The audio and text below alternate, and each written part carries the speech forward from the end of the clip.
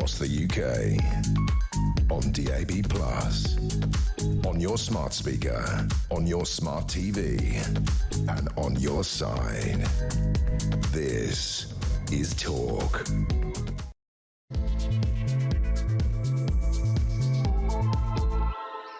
Thank you very much indeed, Peter Cardwell. He's been in for Ian Collins, who's back tomorrow from 1, but this is drive time. It is Wednesday afternoon. The 2nd of July, quite an important day politically. We'll tell you more as we go through the show. But listen, as ever, just very, very quickly, whatever in the news has sort of garnered your interest today, just get your call in ASAP. We're going to get as many of you on between now and 7 o'clock. The number as ever, Jodie's here. I don't know why I did that. 0344 499 1000. You can send a voice note on the is that right? WhatsApp thingamajig 0344 499 1000. Ryan's here.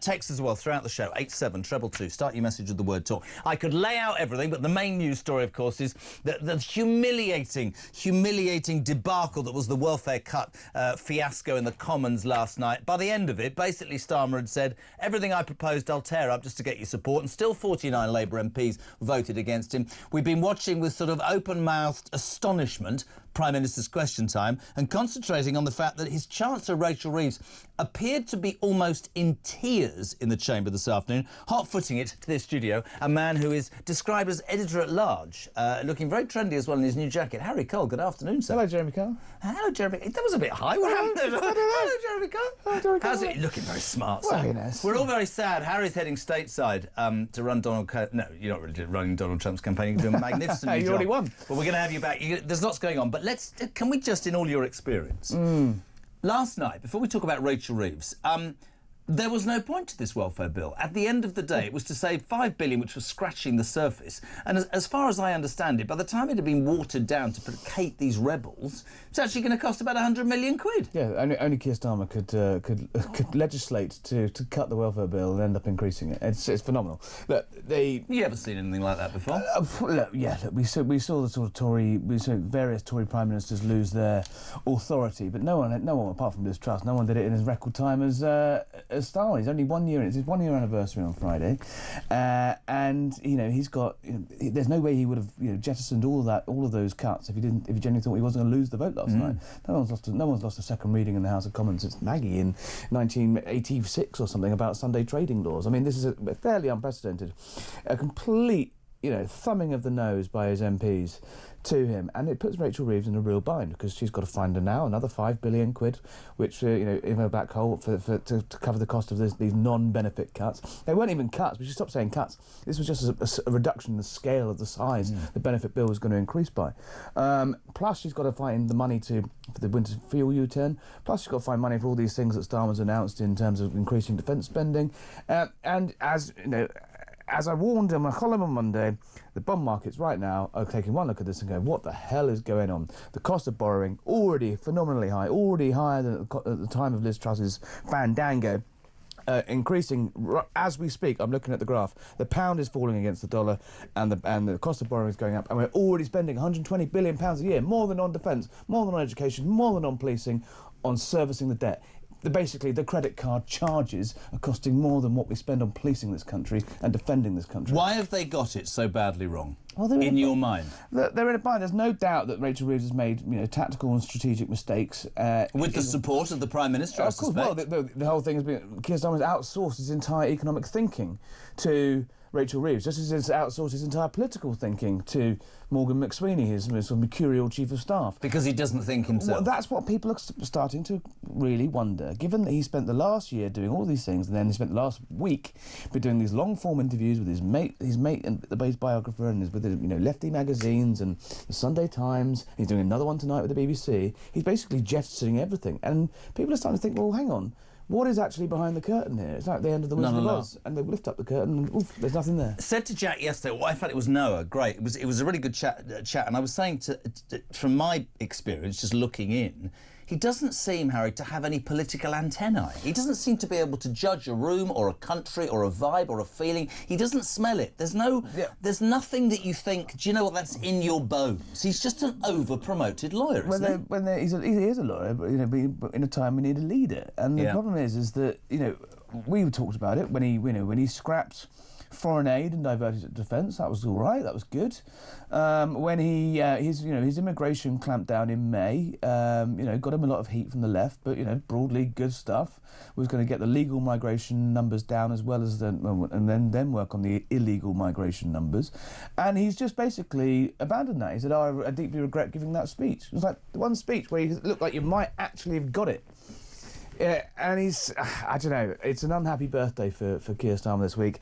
And look, I've been worried about the markets for a long time, in the fact that investors, long-term investors in this country, are looking at a government that seems incapable of getting in. Not only have we got the soaring benefit bill that's going to top off nearly £100 billion a year by the end of this decade.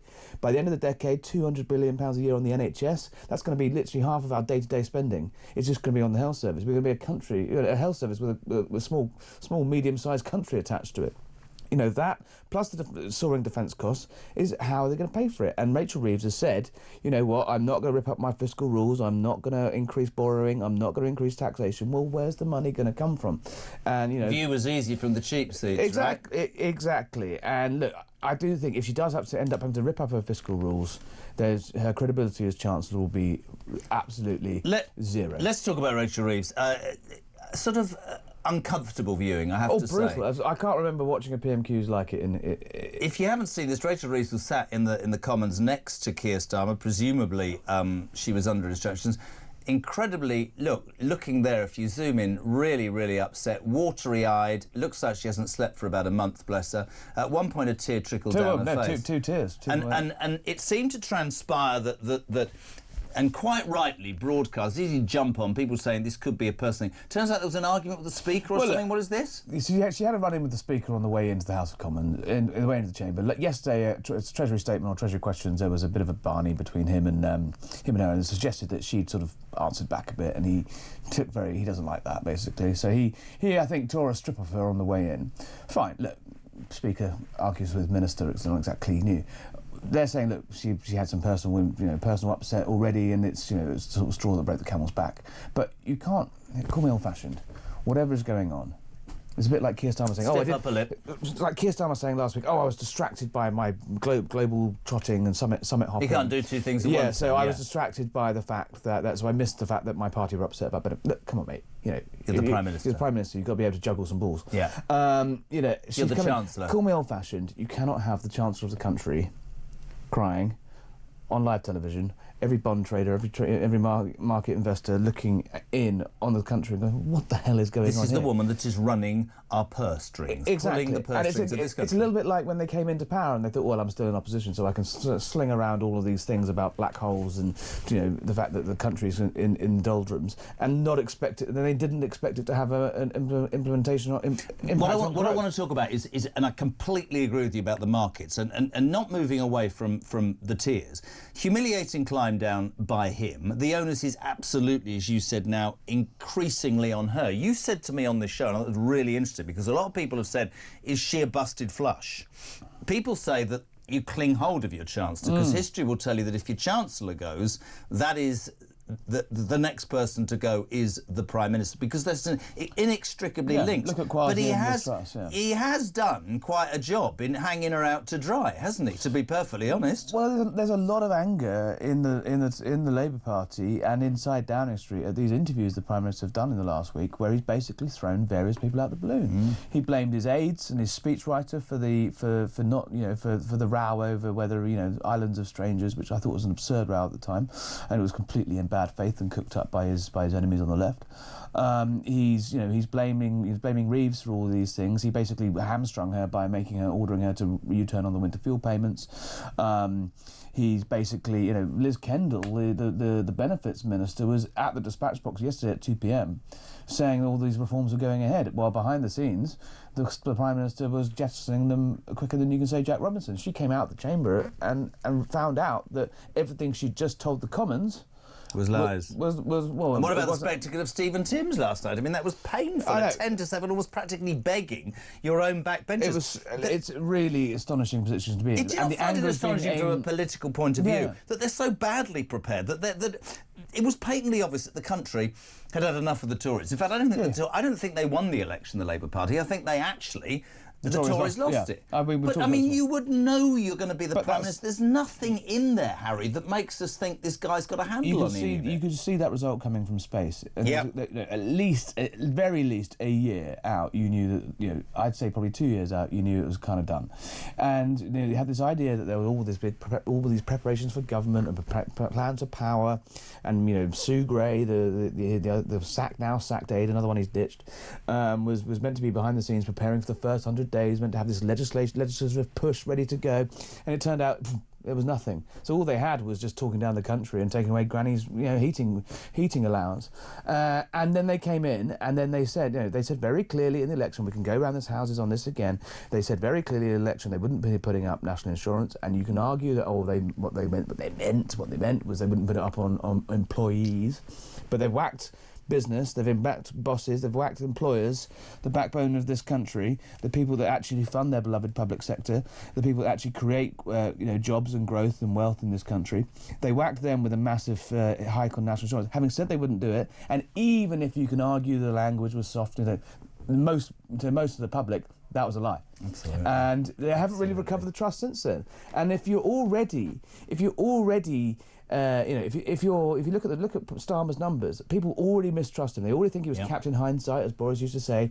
That guy on the complete armchair general, saying, I don't believe he wanted to do that, like the old Harry Enfield character. Remember? Yep. That was him. And if you already think he's already a bit shifty, very untrustworthy, you don't know what he believes, if he believes in anything, to then, on the anniversary of your year in power, go, you know what, I didn't actually believe any of those things I said I was doing. And you just think, who is... And I don't think it is... Even his own advisors are banging their heads against the wall right now. They are literally banging their heads against the wall, because what he does is he listens to them, or he pretends to listen to them, and he locks himself away in classic sort of barrister fashion, reads his brief, Keir knows best, he makes the decisions and comes out, does it, and then lo and behold, he has to U-turn after U-turn after U-turn. And his authority is fairly shot. And he's got that big majority. I think that's a really interesting point. His authority is fairly shot. That's a very salient point. What about Kemi Badenoch today? What did you make of her performance? People said that she was, Margaret thinks Kemi had a good day at PMQ, and after Rachel from Accounts in tears, looks like the chickens are coming home to roost, as Margaret in Birmingham. But Kemi Badenoch has struggled with PMQs. It hasn't been her finest part of her, short leadership already. Look, she hit the barn door today, right? If you can't score the day after, that humiliating climb down that basically saw the Labour Party take back control of the political agenda from Downing Street, and basically, I'll say hamstrung, but there's a ruder version of what they did to him last night. And if you can't win on a morning after that, when the Chancellor is literally sitting there sobbing, and Starmer, I don't know whether he couldn't see Reeves or whether he didn't care. He just sort of carried on. It was almost blasé, wasn't it? It was. And he was talking about how great a champion he is of women, while the most powerful woman in the government is sitting there gently sobbing next to him. Bad optics. Downing Street then also put a video out of Keir Starmer's own Twitter account of what a great performance he did, and you could see her crying in the background. Very quickly deleted. Completely tin-eared that. Look, Kemi had a good day. She hit the barn door. So, but the bar is a little bit higher, I think. Just talking about it, and by the way, please, your thoughts, really, really important. We get what you think of this. 0344 499 1000. You just think about the whole thing, and you think about the optics, you think about the lack of sort of preparation, the U-turns, the boat crisis, you think about nothing's happened on immigration, financially we're screwed, the NHS is in a hole. Is he out of his depth? And it's very easy, isn't it, to sit on a channel like this that that has criticised him from day one. But I'm sort of people don't like this. I'm British. I was as hacked off with the Tories as the next person, and I want my country to be successful. But it is fair to say we are becoming an embarrassment. We cannot stand up and support our biggest ally, America, in terms of what happened in Iran. There was that ludicrous interview with Beth Rigby when he went, I've just spoken to the President and there will not be an attack as a stealth bomber. Have you seen that? Flew past his head. But literally within 10 minutes later... Yes, what about that thing at the weekend at Glastonbury? I was on air, nothing from our government. Trump wakes up in Washington, D.C., and revokes their visas, that revolting Bob Villain and his pop group, or punk group or whatever, before our government does anything. I just don't understand how how incompetent he is. I think there's two problems here. One, there is clearly a not very political Prime Minister, ironically. Yeah. A clearly malfunctioning Downing Street operation, clearly a very inflamed parliamentary Labour Party who are very unhappy and wanted to flex their muscles. Yeah, so park all that. We got that. Yeah. We've also got on the other side what we discussed not recently with that incredible interview with Simon Case, the former Cabinet Secretary, of can any leader really actually change very much without growth, with the massive scale of the NHS budget, the massive scale of the benefits budget. My answer to that would be, if you promise to do so much and in fact you're incompetent, then you don't help the situation, don't overpromise, but also, we've got a £2 trillion debt. We've got as we discussed, another 120 billion a year just going straight out the door on interest payments, which is just crackers. Could any politician, could anyone in these circumstances, what can you do? I do think they bound themselves in too tightly. I do think tax rises are inevitably coming, even though we've got the highest tax burden in peacetime already.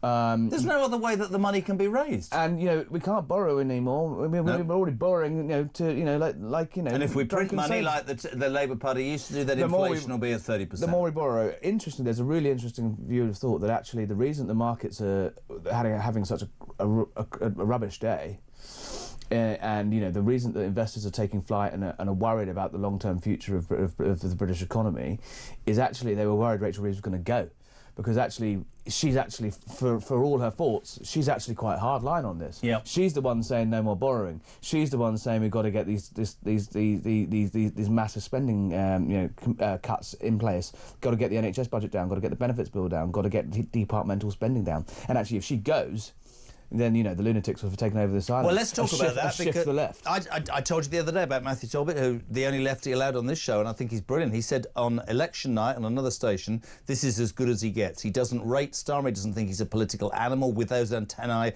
with that feeling, and he thinks that both Reeves and Starmer will go. Better the devil. And what's the alternative? Angela Rayner. Well, look, if you look at it, I was talking about this last night with some Labour types, and what is the path to power for Wes Streeting? The unions hate him. He's got the Islamists breathing down his neck in his seat. His own majority is only about 500. 649. He's in a tough position. He's who's meant to be the great white hope who was going to reform and fix the NHS. He doesn't seem to have been doing a huge amount on that. Two fixed in with Keir, isn't he? Two taking the cash. Angie Rayner, look at those polls. Labour List, which is a sort of website for Labour members who do constant polling of what membership think. She's so out there popular with the membership to have a third of the vote. The unions love her because she's her big workers' rights bill, basically tearing up every piece of anti-union legislation, or should I say pro-worker legislation rather than pro-worker, pro-commuter legislation. They're tearing up every single piece of anti-union legislation. She's driving that. They're doing all these balmy sort of Spanish, French, socialist style work practices that will be coming in. Unions love her. And the MPs, all they care about is who's going to win their seat. Who's going to win their seat for them? Loads of those MPs are on majorities of less than 1,000. The majority in Parliament is big, but it's shallow. Yeah. And if they think that Angie Rayner, in an age of populists, like Nigel Farage, who's very, authentic, whether you agree with him or not, completely authentic guy. Angie, love her or hate her, and she is Marmite, and a lot of people hate her. But you know what? She is authentic. And I would rather watch a TV debate between Angela Rayner and Nigel Farage than Keir Starmer and Nigel Farage. I know. For all her faults, and my God, she would think would be bad news for this country. But I do think she's got that razzmatazz. She's got a bit of star quality. She's got something, hasn't she? She's got a bit of personality. Yep. And she's got a bit of authenticity. And she's managed to she's managed to toe the party line, but also distance herself. Yeah, you can absolutely tell. And she's going on it. She's touring the TV studio, saying, "Oh, I don't want to be Prime Minister. Oh, me? No, don't be silly." That's very smart politics. She moves the boyfriend into 10 Downing Street. Sammy. Power should be given to people. I mean, she obviously wants it, but I mean, she's doing. Do you think she does? Of course she does. Everyone wants it. Name me one MP in the House of Commons that doesn't actually want it. Why do you go into politics unless you're one day dreaming that it could be. So we could have Angela, in your humble opinion, genuinely, that Starmer is on a sticky wicket, because we have people every day saying we need a general election. Captain Chaos is useless. I get all of that, but his own party have turned against him. Well, the fact is, where he is now, a year in, is not where you want to be if you're going to survive 4 years. I don't know. Maybe he could turn it around. Maybe there's some economic miracle that grows magically to come, and everything's going to be all right. And maybe there isn't some sort of next crisis that sends the global economy down the Swanee again, and maybe he gets various lucky breaks. But from where I'm sitting right now, I wouldn't want to be in his shoes. It's going to be a long old slog. And, we've seen that the Labour Party MPs can be, if they flex their muscles, they flex their muscles. They know that they only have to hold out for long enough, and he caves.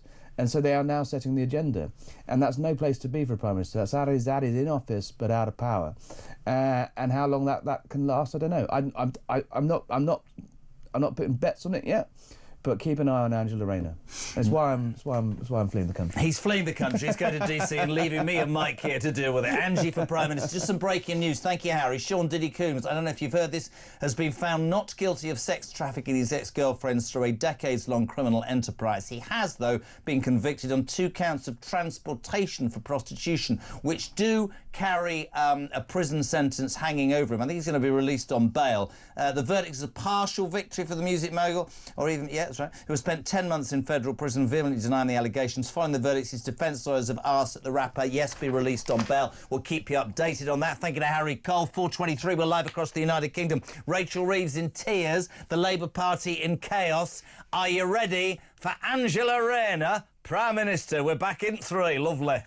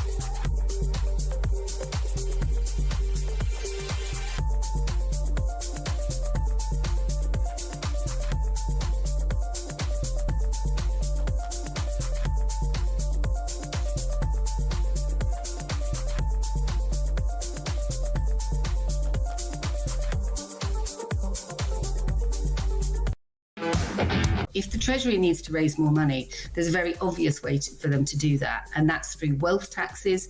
It's through you can't tax people. You can't put wealth taxes on people. They leave the country. You've seen it. It's happening before your very eyes.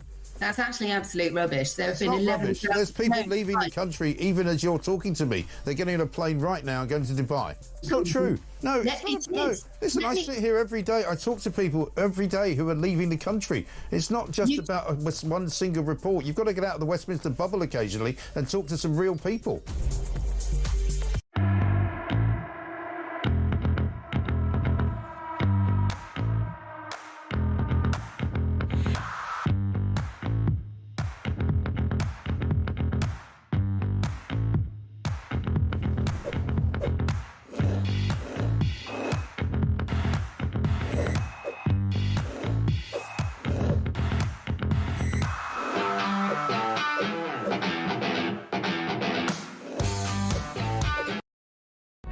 across the UK, on DAB+, on your smart speaker, on your smart TV, and on your side. This is Talk. Welcome back, 4:27. We're live across the UK. If you want to make a voice note on anything today, is Angela Rayner going to be the next Prime Minister of this country? Most people who aren't on the left would go, oh, it'd be bloody brilliant, be catastrophic for this country, but it'd be brilliant for every single news broadcast. And the legend that is Mike Graham is here. Very good evening. Very good, nice to see you. The man works so hard. We've just done playing. I've got a voice note, right? Yeah. Pete in Lincolnshire on Rachel Reeves, tears for fears, whatever, go. That's one reason why Starmer has made the statement that Rachel Reeves is going nowhere. He needs a political scapegoat. The longer she's there, the less it takes off of him, or should I say puts on him. So, yeah, she's going nowhere. She's there to the bitter end. Quite interesting, Mikey, because Harry just said that she's actually seen as the hard one, the one who says we need to cut the benefits bill, we need to cut the money to the NHS. But he has thrown her under the bus. Oh, no question. And it wasn't nice to watch. There seems to be things coming out. First of all, we were told it was personal and we don't want to be disrespectful. Then apparently she had an argument with the Speaker. Yeah. But you know what? This is going to sound really harsh. I wonder whether they were crying when they took away pensioners' money. I mean, well, they make some horrible decisions. Well, I mean, we were hearing, I think it was last week, that she was crying quite a lot last week because obviously, you know, the welfare bill problem was already becoming apparent, and Keir Starmer clearly wasn't doing anything about it. No. And I mean, for her, almost her entire sort of, you know, future was based on getting this $5 billion back from the welfare bill, and now she's not got it. No. So she knows that she's got nowhere to go, and she also knows she can't really put up taxes. I mean, we keep hearing lots of... They will put up taxes. Well, yeah, but how, though? They're going to have to jiggle about with a lot of different things. They're going to have to mess about with sort of, you know, thresholds, and they're going to have to lower thresholds, start taxing people at a higher rate, you know, lower down, that kind of thing, you know. So it's complicated. They can't just suddenly go, we're going to put a penny on income tax. They could do that. But isn't it fair enough, and we're both of an age, right? Is it not, you know, and look, I'm British, and the debacle that was the Tories, I wanted this Labour Party to succeed. It's a year on Friday. It's an absolute disgrace. It's horrible. And it's not just... You're right, it's horrible, it's disorganised, it's chaos. Yeah. It's absolute chaos. Yeah. The fact of the matter is, there's no other way to describe it but to say, in my lifetime, nearly 60, not that I've got a complex, every time there's been a Labour government, however it's dressed up, however it's spoken about, at the end of the day, they tax the rich. That's all they damn well do. They can talk the game. And they spend all the money. Absolutely. You know, you remember Liam Byrne's note that he left for the Tories. We've spent all the money. They always spend all the money because, as Margaret Thatcher says, they always run out of other people's money, and they haven't got any money now. And also, there's pressure coming from the international markets and also from international organisations who are saying you can't borrow any more money. You know, the price of gilts went up again today. But also, what Harry said, he was watching it on his phone. You'll have a view on this, and he said, forget all the tears and everything. Yeah. If you want, but those markets, those bond traders, all those people that brought down Liz Truss are going to, but the pound's dropped 1.5% against the dollar. They're going to be going, let me get this right. The woman who is running the entire fiscal policy of the United Kingdom is crying on live television. Exactly. And I'm not being disrespectful to her by saying that, but that's a fact. They're going to go, what does that do for markets? I mean, it's not a great look. And it's beginning to look more and more like she's not crying as a result of something that may have happened outside of politics. It looks as though, as you watch it, because I just was doing that, which I hadn't seen, obviously, until just recently. But if you look at this, there's a sequence of events, and she cries more at certain points, depending on what's being said. And you can see that people are sort of tapping her on the back and asking if she's all right. At one point, near the end, she's practically sobbing. When Keir Starmer's asked directly, will she be in the job, you know, at the next election? And he doesn't actually answer the question. And last time he was asked that, he said she would be, and that he had absolute confidence in her. This time he didn't. Well, he left the Commons, then Harry was telling us, it's extraordinary. Number 10 then released a statement saying it was a personal thing. Yeah. Then they released one saying, we have confidence in her. Yeah. And then the personal Twitter, his personal X account, right, released by Number 10, was a video of him attacking Badenoch or defending, and it said, didn't our Prime Minister do well today? And sat next to him on the video was her sobbing her heart out. They took it down after 3 minutes. They just don't get stuff right, They're so incompetent. They get everything wrong. That's the problem. Again, you know, he goes and gives two big interviews, big set-piece interviews, one to Tom Baldwin, who's a Labour, you know, sort of apparatchik, so that was always going to be nice and soft. But even at that, he didn't actually make anybody think that he was a real individual. No. And when he gave the interview to Josh Blancy from the Sunday Times, you know, he admitted all this stuff that, you know, he didn't basically know how to do his job. He's basically admitting he doesn't know how to do his job. He gets distracted by international affairs. which he doesn't need to get distracted by because nobody cares what he thinks. I completely agree. Let's go to the phone lines. Hertfordshire, Andrew. Mike Graham is with me. 2 minutes on Drive. What you got? Well, first and foremost, don't take work home and don't bring home to work. That's the reality of it. Starmer is finished. I've told Mike before and you as well. The reality is we're at the end of the line. What they'll tax is, she said it time and time again, earned income, pensions. So you're being paid a pension, they'll put 10% tax on it. That's where they'll get the money. And Angela Rayner, they all like her. She's a yummy mummy with a new plastic chest. Her personal history, when the tabloids have finished with her husbands and children, she'll be decimated. They've got to go.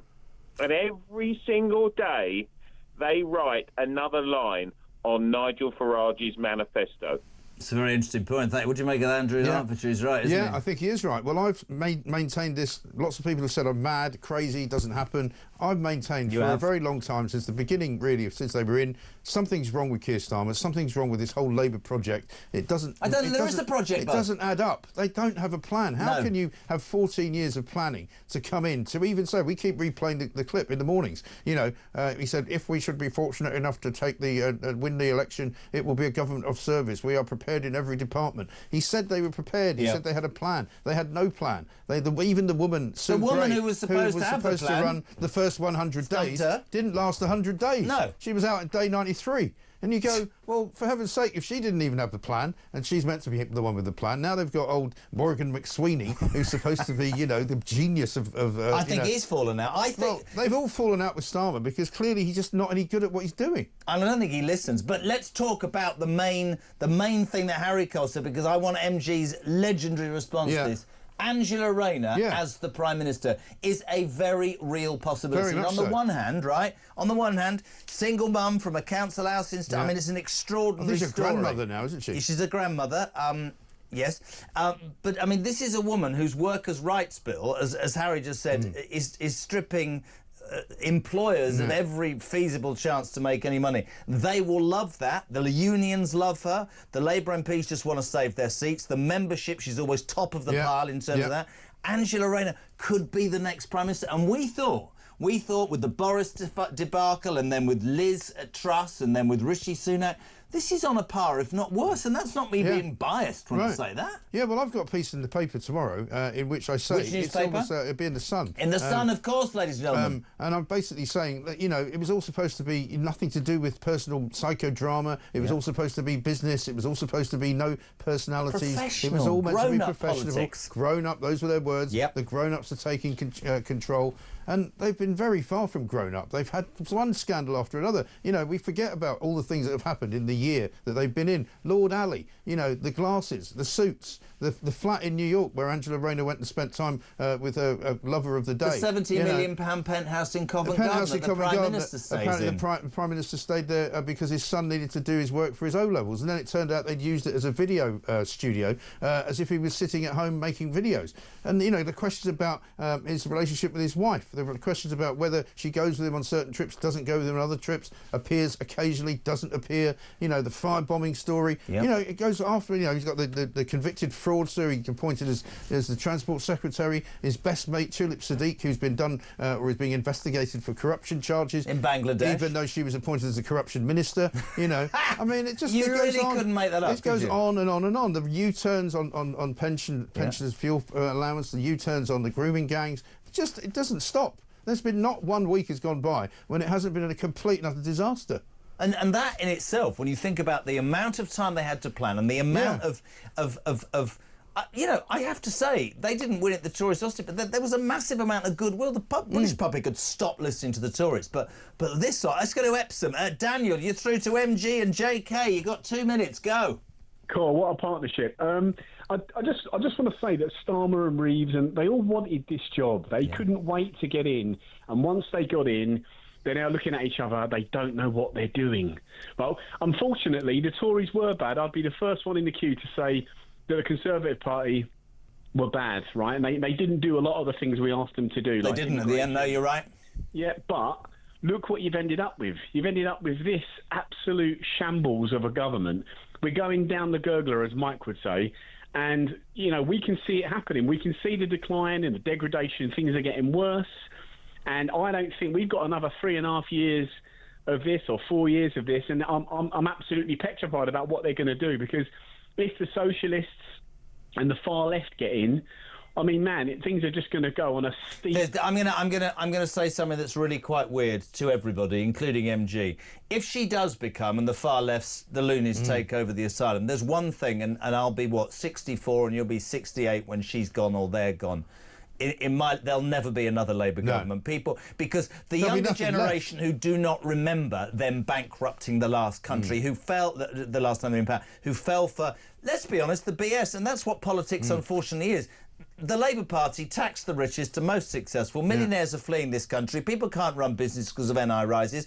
We're allowing people come into our country and take advantage of our public services to the detriment of our own people. It's an absolute joke. But you have to believe that you get through it. I also, whenever I talk to a Tory MP, I'm quite vociferous, because their incompetence, their inability to do what they told us they were going to do, they are responsible for this mess, this chaos. Well, they had a fantastic opportunity when they got in 2019. Boris Johnson had 80-seat majority. 80-seat majority. Yeah. You know, by the time he left, by the time Rishi Sunak went out of it, I think it was down to 50 because of all the machinations that had gone on. But, you know, they should have taken this country through and absolutely into the stratosphere. And to be honest, I was very optimistic that would happen when Brexit happened at the end of January of 2020. But then suddenly there was COVID. And unfortunately, they all literally, collectively, you know, crapped themselves. I'm sorry to say that at this time of the day. But that's what they did. They didn't show leadership. They didn't show sort of guts. They didn't show any kind of amazing interest in actually keeping Britain together. What they did was they followed Chris Whitty, who now looks like more of a villain of the piece than anything, because he advised everybody, doesn't he, you've got to go home. Keir Starmer now, isn't he? I think he's an advisor of some kind, right? But it turns out that he's the guy that rubber-stamped the care homes decision that was made, which made so many older people die, which made so many people lose their loved ones without being able to see them. You know, the old nonsense of you have to go home and you have to stay in your house, and all of that rubbish that we didn't need to do. And we, of course, were saying that at the time here at Talk. We were the only people saying it, and it now turns out we were right all along. And they were completely wrong, and they completely smashed the economy and smashed the country into smithereens. And now we've got a new generation of kids who don't even want to go out the house, they don't want to work, they want to be on benefits, they'd rather do a little bit of work if they can, but, you know, we've supported them all through the rest of their lives, and that's where we are. We're in a terrible place. Daniel, thank you for that. Mike, very quickly before you go, Sean, look at me, Diddy. Sean P. Diddy, Sean P. Diddy Combs has been found not guilty of sex trafficking his ex-girlfriends through a decades-long criminal enterprise, but about an hour ago he was convicted on 2 counts of transportation for prostitution. Now, I don't know what that means, but apparently a custodial sentence could await. His lawyers, after the verdicts, have asked the rapper to be released on bail. The verdict is a partial victory for the music mogul, who has spent 10 months in federal prison vehemently denying the allegations. What is trafficking of prostitution? I think it must mean moving people across state lines, which is sometimes what they do people for, you know, where you've actually helped somebody in the act of prostitution to do the prostitution. I'm not really sure. But he sent an Uber for a prostitute. It could be that. It could be something as simple as that, or it could be that he drove somebody, or he got somebody to drive them, or he moved them from point A to point B. You know, moving them from one place to another is what trafficking generally is. It's a massive story. There'll be lots of it online in The Sun from 10 o'clock tonight and tomorrow in the paper. Breaking news, Sean Diddy Combs cleared of sex trafficking, which is, I guess, the most serious. Not that this guy's out the woods yet, but that's an interesting story. Breakfast tomorrow morning, anything we can expect apart from your usual brilliant? Yes, I don't know, as ever. I mean, I'm not really sure. But, I mean, as we're building up, though, of course, to our big special that's going out on Friday night, 9 o'clock, which is A Year of Chaos. I mean, somebody said as a joke earlier on today on my show, you shot that too early. You know, we've got 3 days to go. There's a year of chaos. That's why and how little did we know that this was going to be the worst week ever? That's why I'm not on it. Because we're making an alternative one for this week. So you and I do that tomorrow. We should do part 2. Before he goes, where are my banknotes? Have you got my banknotes ready? Ladies and gentlemen, yesterday, a certain bank official said it would be a very good idea if we changed the face. You've put it up before I've introduced it, you lot. What is wrong with you? Change the faces on the banknotes to make it more DEI exclusive. Yes. So we've mocked up a £10 note with the king of breakfast radio and television, Mike Graham. Have a look. There he is. Mate, that's AI. That's looks awful. Like you've stuck your fingers in a light socket there, son, doesn't it? I look like Leon Britton. Remember him?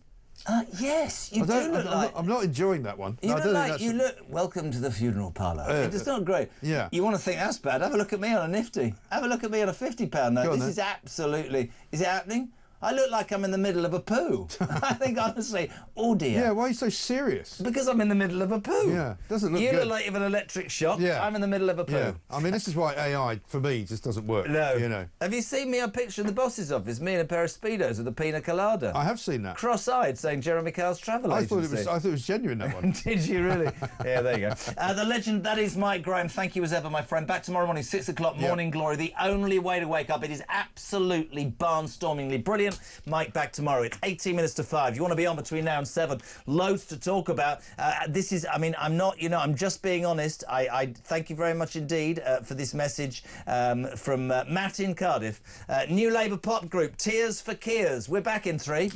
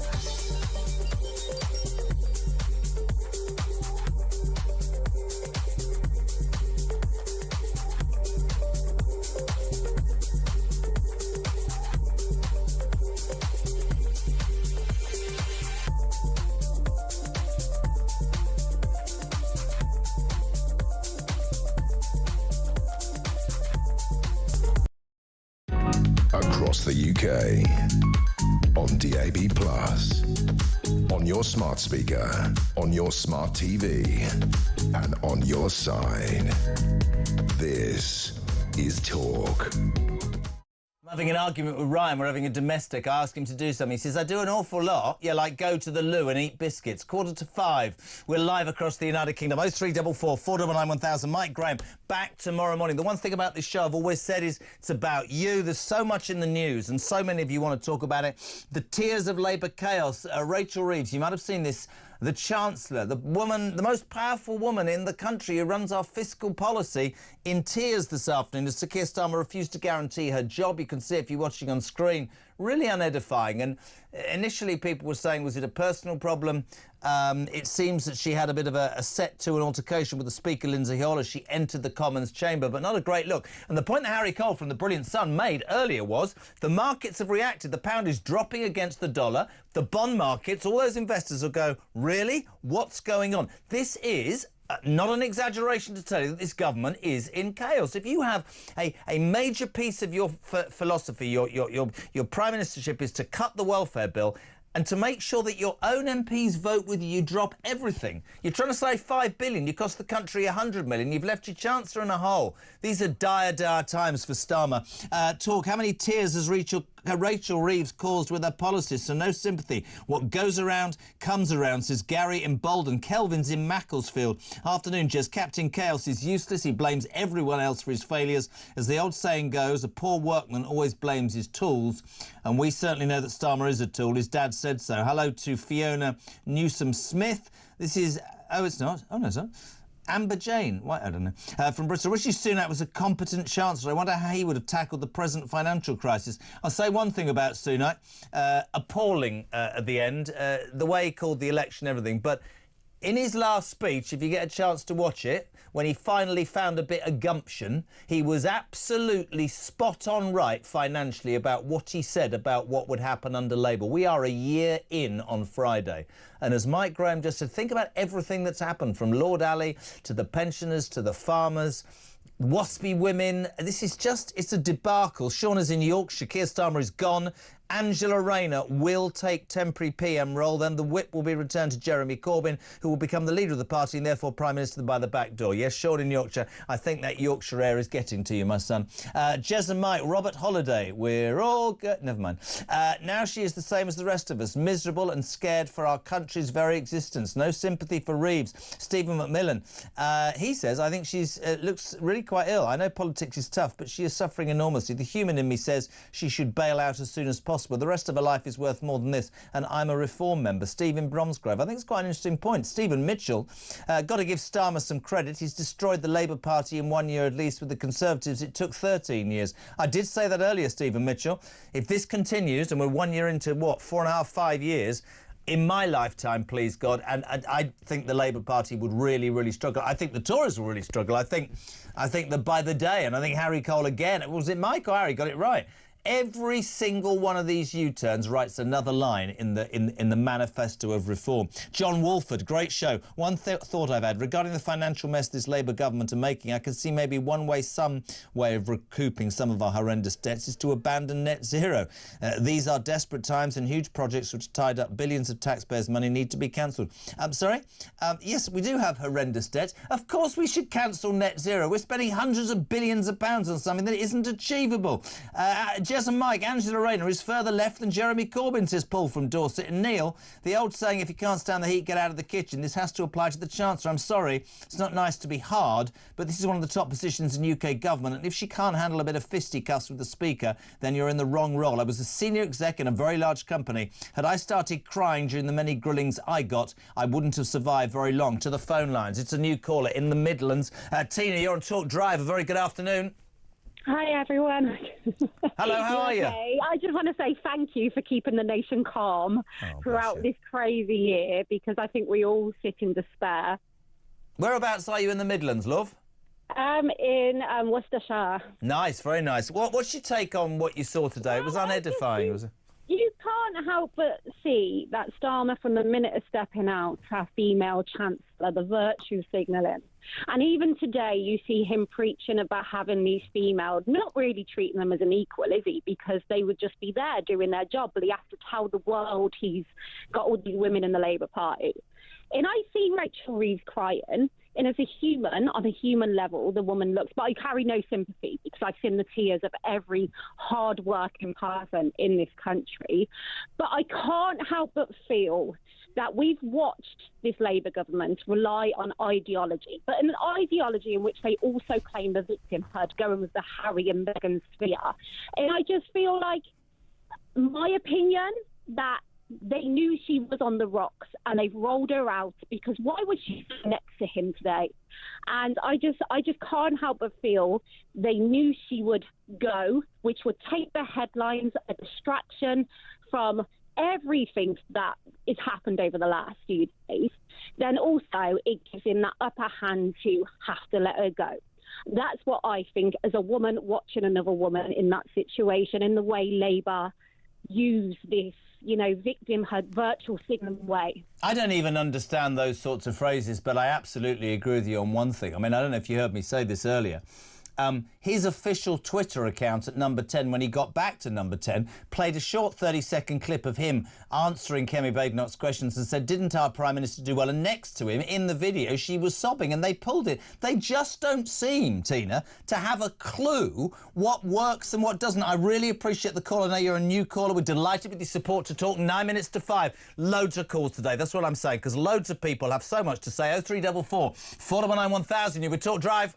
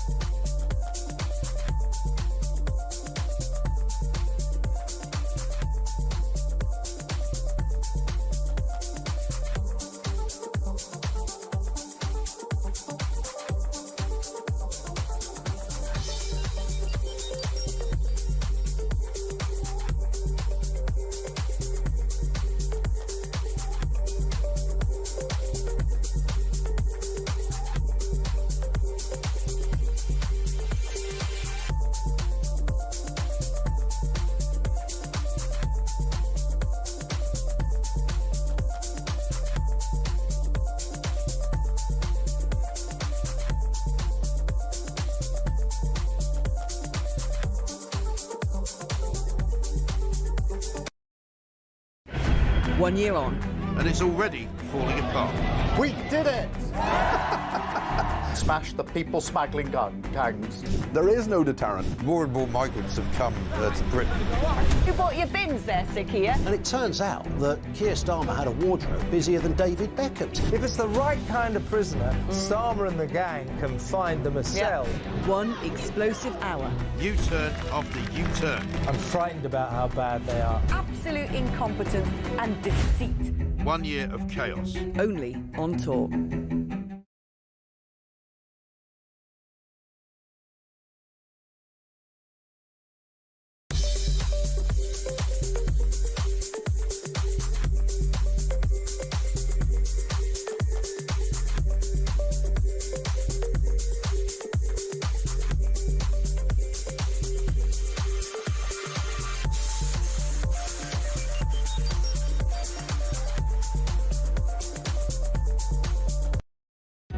Across the UK, on DAB+, on your smart speaker, on your smart TV, and on your side. This is Talk. If you listen to this show or watch it every day will know my good mate Rob Armstrong, the legend that is Mr. Newcastle, is always part of it. We need to get him on very soon, but he's just sent a message that I think is just absolutely spot on. Jez, the last 2 days have shown everyone in this country, including the fools who voted for Labour, that everything we've all been saying on this show is true. They are so out of their depth and unaware of the terrible situation this country is in, it's mind-blowing. I don't think they had a plan. The rebels have taken her apart, and Reeve knows we're about to crash. I believe that the tears today were the tears of a defeated woman who lied on her CV to get the second biggest job in the land. My tears are for the people whose lives have been destroyed by this government in less than a year. George has endorsed it. Jez, Rachel's history. Reeve goes from lies to thieves to grieves and finally leaves. On 2 tiers benefits bill was a Chamberlain moment. He's an appeaser. Talk, has there ever been a successful left-wing government in history? Everything the left touch, they destroy. 2-tier Keir and 1-tier Rachel. What a disaster. I'm absolutely sick to death of politicians. We've had years of chaos and you can see civil disorder on the horizon. My wife and I are giving serious consideration to selling our home and getting the hell out of this country. This is AJ, 0344 499 1000. Text to 87222. What is it, 4 minutes to 5? Joan, in Sunderland, you've literally got 90 seconds. Go. Hello, it's me. I'm 85-year-old. I watch Prime Minister's questions, and like Rachel Reeves, I'm in tears. What a disaster. You like Rachel Reeves? No, I said like Rachel Reeves. Yeah. I was in tears of frustration. She's a total disaster. If Angela Rayner becomes the next Prime Minister, this country is lost.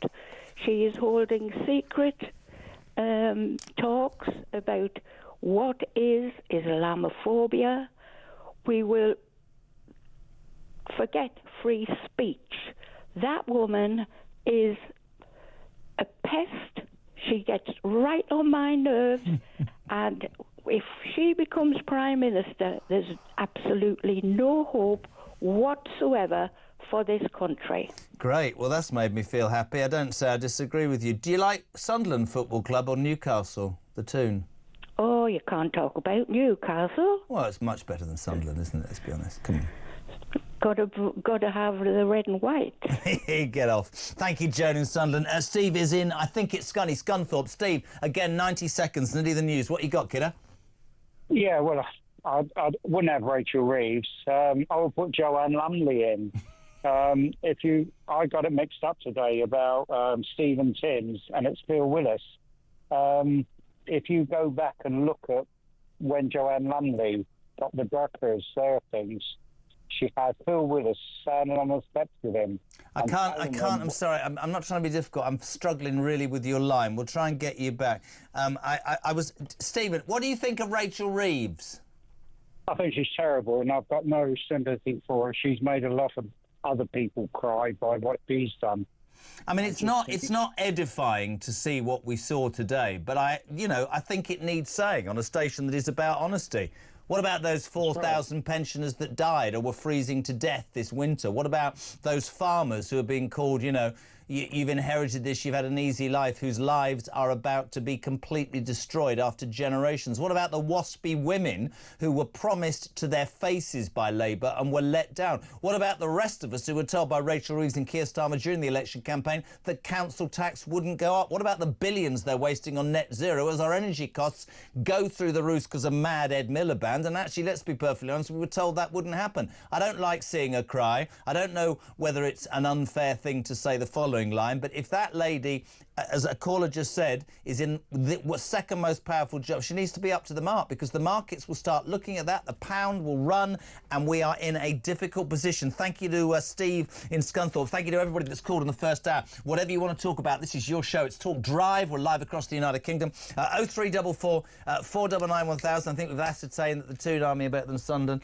Loads to go between now and 7 o'clock. Please get your call in as soon as possible. Coming up, Graham Stewart, a Tory MP. There are some. Beverley and Holderness. What does he make it of all? Ben Habib, chairman of Great British PAC, former MEP and Brexiteer, on this show in the next hour. 0344 499 1000. Wherever you are, whatever you're doing, the reality could be that Angela Rayner might well be the next Prime Minister of the United Kingdom. I'm going to the news at 5 and I'm going to wipe myself down.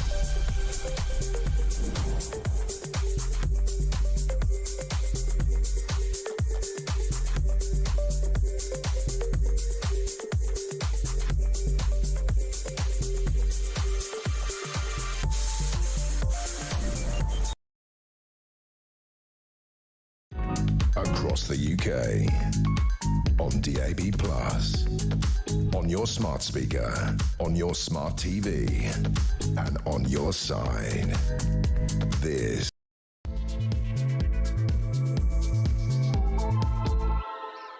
my friends, hour two of Drive on Talk. They have a free speech and common sense for Wednesday. JK in the chair until 7. So many people wanting to get on. You might want to talk about that welfare crisis for the Labour government. Rachel Reeves in tears in the Commons earlier. The second most powerful politician in this country, a woman that runs the fiscal policy, in tears whilst the Prime Minister was trying to defend. He didn't defend her. Later on, Number 10 said they do defend her, but many people say she's a busted flush. I will say this, though. When a Prime Minister, if a Prime Minister gets rid of their Chancellor, that can usually be the death knell for them themselves. People are lining up to tell us there is real problems within the government, and they genuinely believe that Starmer is in real trouble. 0344 499 1000. Richard, voice note, and Rachel Reeves, go.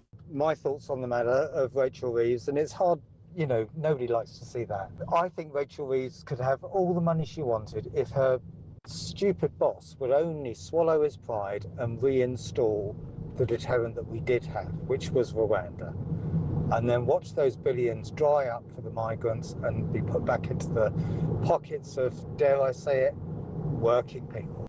And that's an interesting voice note, isn't it? Because the Labour Party came to power after the debacle of the end of Tory's 14-year stay in Number 10, and they talked... Do you remember it? It was like, we're going to do grown-up politics. There's not jobs for the boys. This is adults in the house. It's about growth and it's about working people. It's about growth and it's about working people.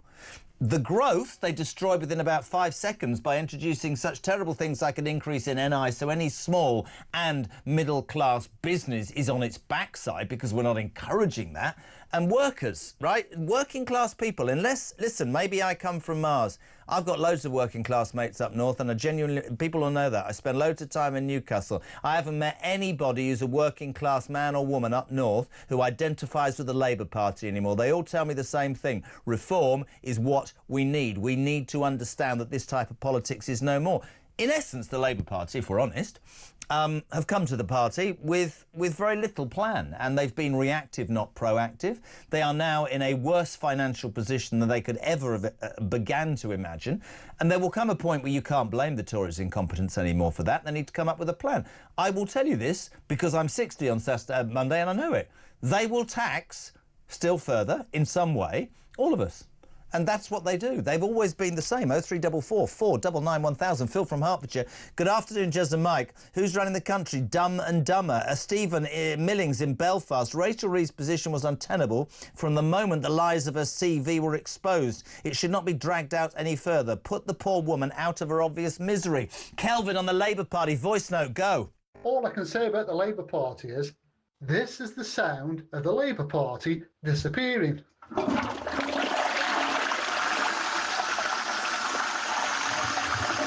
Bye-bye, Labour Party. It's a remarkably long flush. We say a very good afternoon. The Tory MP for Beverley and Holderness. Hope he's not grinning, because it's your incompetence, your parties, that put this shambolic lot in power. Graham Stewart, how are you? I'm very well, thank you, Jeremy. But, I mean, it's sad to see Rachel Reeves crying. But the people that I feel really sorry for are those whose lives have been destroyed by her policies. We shouldn't forget, while she's in tears for herself, it's the farmers, the students, first-time buyers, publicans, small business people, the elderly. They have real tears, and those tears have been caused by her. Let me your just... voice notes say she's useless. She did mislead on her CV, and yet she continues just staying in place. The whole government is now like some giant cruise ship in the middle of the sea. It's lost power, and it's just listing. It doesn't know where it's going. It doesn't know what it's for. It's a mess. And we need serious change. We need it urgently. I thought Harry Cole nailed it earlier on this show, Graham. I don't know if you were listening. When he said, on a serious note, we can feel it's not edifying seeing what happened, but you do need to consider, as you quite rightly say, the impact of their policies over the last 12 months. But bear in mind, as the leader of our fiscal policy, as he said, in the last 3 hours, the pound has dropped. The bond marketeers will be looking at that, going very much as they did with Liz Truss. We're 120 trillion billion squillion pounds in debt. They're not getting their maths right. We've got a Prime Minister who, you know, my sympathy for her is that he sold her down the river, and he seemingly is in a position now where he's a hostage to his own parliamentary Labour Party, because they know if they hold out that they will get concessions from him. And again, you know, you've always been straight with me. We have you on the show. A lot of this is down to you lot, because you failed to do what you said you were going to do, and this shambolic crew are in power. But can you have imagined in your worst nightmare, because you're like me, you're proud to be British, right? Can you imagine how bad this has been? 2 days out of a 1-year anniversary, this government is in chaos, and that's not something to smile about, because we're all feeling the bleeding pinch, aren't we? We've got 4 more years of it. But I mean, as ever, Jeremy, I do take issue with you on your description of the Conservative years. I know Labour have painted it, Reform, you voted for. 14 years in which we outperformed Germany, France, Japan, Italy. You might have done, and we know about COVID, and I know, but Graham, the British, yes, but the British people, listen, please, the British people, you know this, I know this, stopped listening because they perceived in their millions that you lot had not done what you said. Now, every single Tory MP that I've had on will accept that. Rwanda, yes, was ostracised and told was rubbish, but you should have done it quicker and sooner. Sunak called the election far too quick. There were many mistakes that were made. Part of the rehabilitation, in my humble opinion, now is a time where you should be looking at rehabilitation, is to put your hands in the air and say that to the British people. But this lot, could you have believed they would be this incompetent? Genuinely, can you have believed it? No, and I know you want to move me on, but I was just going to go back because just to say I don't accept the characterisation every time I come on your show. It was 14 years of failure. That's Labour's line. It's not true. And what Labour has shown is just how tough it is to govern at the moment. I'll give you that. We are, following COVID, following the energy crisis, the UK has many challenges. The Conservatives were turning it round. We had an economy on the up. We had inflation back on target, 4 million more people in work, and we were growing again. But Labour have come in and shown actually that they cannot govern. Normally they come in when we've got things into a much sweeter state. 1997, we were chucked out then, Jeremy. Is that why you were rejected by the people then? We'd left 5 years of solid economic growth. And of course, Labour came in, did what they normally do. It took longer though. 13 years later, we had youth unemployment up by 45%. Imagine what that does to kids who just can't get a job. North, south, east and west. That's what Labour governments do. Well, this one's come in, and in less than 12 months, they've brought chaos to the country, and that's why we need a Conservative government again. And I'm not going over, we make mistakes, every government makes mistakes. But if I look at the alternative to Labour, apart from ourselves, is Reform. And they're promising the same nonsense that Labour promised. What do you mean? What do you mean by that? Well, they've said, Jeremy, that we can have nobody pay any personal tax till they earn 20,000 quid. That will bankrupt the UK economy. They said we should bury every electricity pylon and that will lower energy bills. It's the same fantastical nonsense that Keir Starmer and Rachel Reeves promised. We don't need another bunch of spivs coming in, saying what we want to hear and then letting us down. The Conservatives didn't get everything right, but we outgrew Germany, France, Italy and Japan. If I told you that in 2010, you'd have accepted it. Would you? It's very important. That's where we need to be. We didn't do brilliantly on immigration. I'm a backbencher, so I suppose I can say it. I mean, we've got to have a better offer on immigration, but I don't know why we keep banging on about it, because it wasn't our greatest suit. The most important thing for the future of this country is to get the economy right. And now we've got that the bond markets are going against us, which for your listeners and viewers means the money, when the government spends more than it has coming in, and guess what? This government does that in spades. It borrows. That the cost of that borrowing is going up and up. And there is only one proper alternative, and it is the Conservatives. Nigel Farage is the other side of the coin from Labour. He promises you what you want to hear. He goes with everything that makes you angry. What he hasn't got is a solution. Why then? Hear me out. Let me get a word in. Let me get a word in. Why then, if that's the case, and it's good to hear passion. That's probably the most passionate I've heard a Tory MP. You should be running the party. But answer me this. Why is the country not listening? You acknowledge that you were lacking in immigration. I will forever say, yes, there were many things that happened at the beginning that were excellent, but the debacle with the numbers of leaders and the perceived view of millions of people, Graham Stewart, is that the Tories did not do what they should have done. Boris Johnson was elected with an 80-seat majority. He started talking more about net zero than the things that many in the Tory party said when Reform started talking about the borders and police and the army were far right. They're not far right. I believe that the Tory party, if you want to have a debate about it, I believe the Tory party lost its soul. I think it moved too near to the centre, and I think that's not to be labelled far right as Sir Keir Starmer would, but there are things that I've said to you before that I was brought up in a Tory household.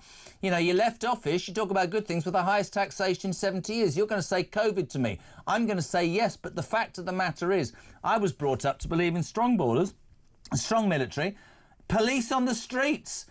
Well, Theresa May, this is a fact, Theresa May began the systematic, she destroyed the police, and consecutive Conservative governments, Graham, cut the military, and we know, yes, it was a Cold War. We're in a terrible situation.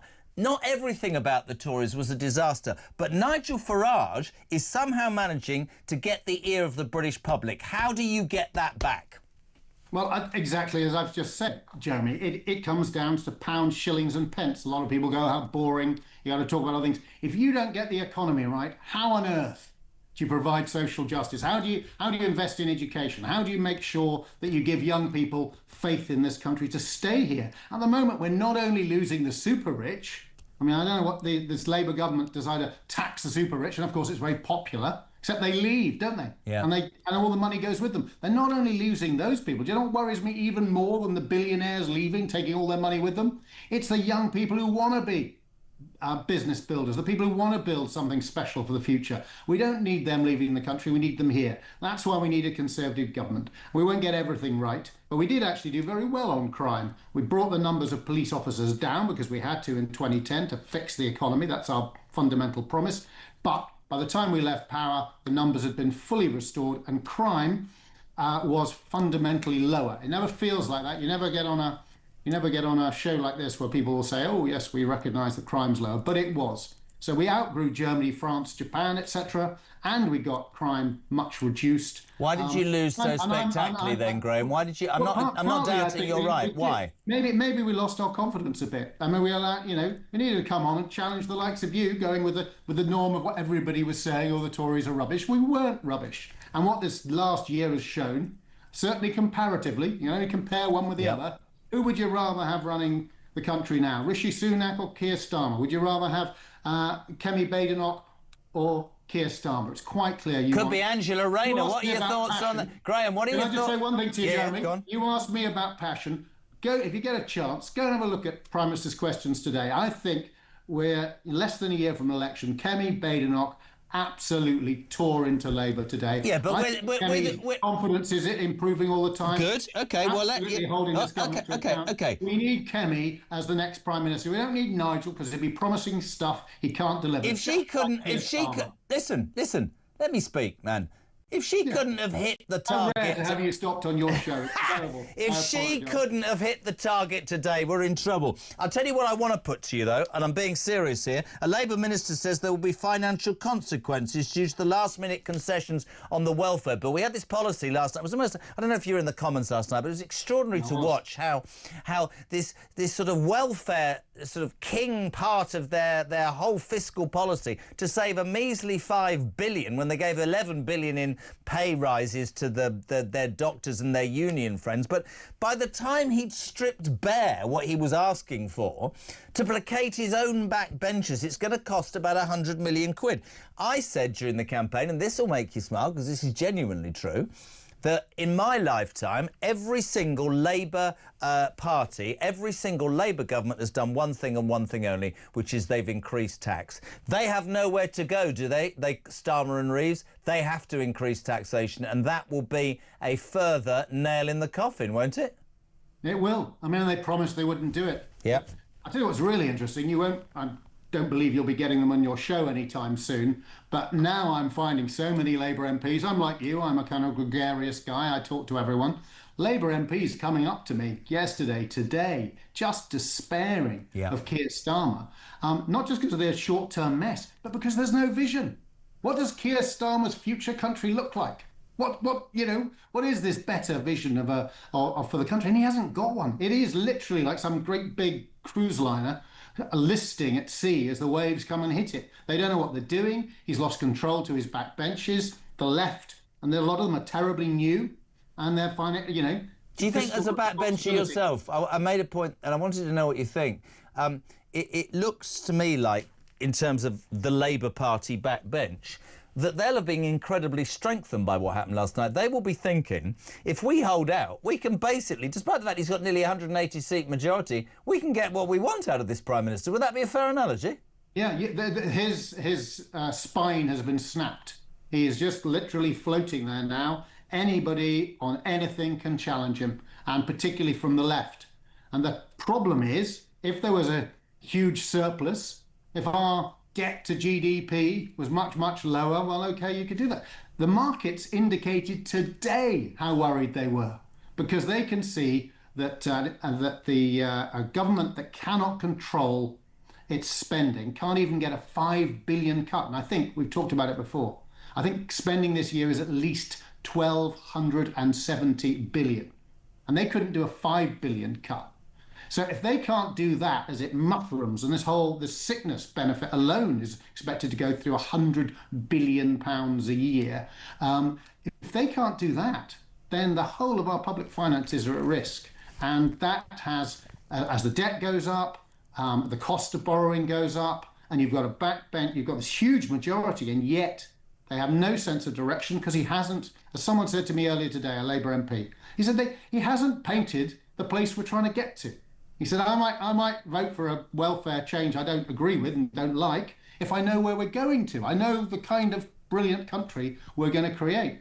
But Keir Starmer doesn't have that. He doesn't seem to have any principles. Well, let me bring it on to the next thing. There's many people already talking in this building and other news outlets that there will be a change at some point, that Angela Rayner could be the next Prime Minister of the United Kingdom. What do you make of that, Graham Stewart?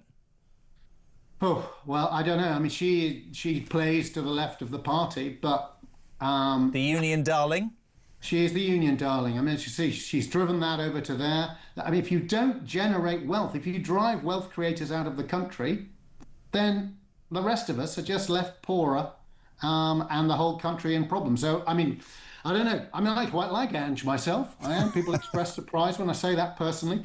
She likes a Tory posh boy to have a chat with, doesn't she? Well, exactly. She said I owe her a pint, and I probably ought to take her for one. But I don't think she's going to restore confidence. At the heart of government is the ability to run the economy properly so that you grow it, because only from growing that economy can you have the fruits for people to keep their own money and live better lives, and also to spend on public services. It's not complicated. And a lot of people will accept a mild criticism, Jeremy, of the Conservative government too. Sometimes in here, people act as if wealth just flows down naturally from above. And it doesn't. You have to create the conditions for wealth creation. If you don't, then we're all the poorer. And you can sit around, slash and say, oh, well, let's have wealth taxes. They're talking about exit taxes. So we're going to make it so bad a place for people who create wealth to live that when they try and leave the country, we'll try and fleece them to stop them going. It reminds me of Eastern Europe under the USSR. That's not the kind of country you want to live in. You want a place where people want to come. And I wasn't a Brexit voter. But what was the opportunity post-Brexit? Is to lower our rate of tax and get more wealth creators into the country. That's got to be the future. We've got to have a smaller state in the meantime. We've got to exercise discipline, and we've got to appeal to the Conservative voters like your family was and say, look, I can't promise you everything honey today. What I can tell you is if you act in a disciplined fashion, we can make things better for the future. So you can spend on yourself now, or you can do the right thing and do that for your children and your grandchildren. And the Conservatives at heart have always been people who've been courageous enough to say, I can't give you what you want right now, but work with me and we will create a society. Let me jump in and say something, because I love having you on. That's probably the most passionate I've heard from a Conservative in 12 months. Why the hell aren't you on that front bench, man? Serious question. Well, we've all got our roles to play, and I enjoy being on the back benches. If I was off doing some other front bench role, I probably wouldn't be on here with you, Jeremy, and we've got two big jobs to do. One is to come up with the policies so that I can come on a programme like this and you can grill me and you can go, yeah, well, actually, fair enough, you have thought that through. And the other is to communicate. We've got to rebuild. And it's not been a year since we were thrown out by the British people. And we've got to go out there and person by person, interview by interview, interviewer by interviewer, slowly win back public confidence. And if we do that, all of us together, led by Kemi, who's doing it with increasing passion, then I believe that we're going to put reform where they belong, which is as a distant second-tier party, the Conservatives back in power. I've got to go. Listen. The greatness that it's a great country, and we need a Prime Minister like Kemi who once again acts like she believes she's leading a great country, and rather than Keir Starmer, who he doesn't seem to believe in this country, he doesn't seem to like it, and every chance he gets, he sells it out. I've got to move on. Graham Stewart, very passionate. Really appreciate you being on. Tory MP for Beverley and Holderness, giving it his two pennyworth about extraordinary scenes in the Commons today. The debacle over that welfare vote last night, leaving the Chancellor of the Exchequer in tears on camera. The markets have responded and are jumping up and down. The pound's losing money against the dollar. The bond agents and people like that, the market traders, are saying, is that what this country is about? We'd love your opinion. Starmer definitely under pressure. Reeves under pressure.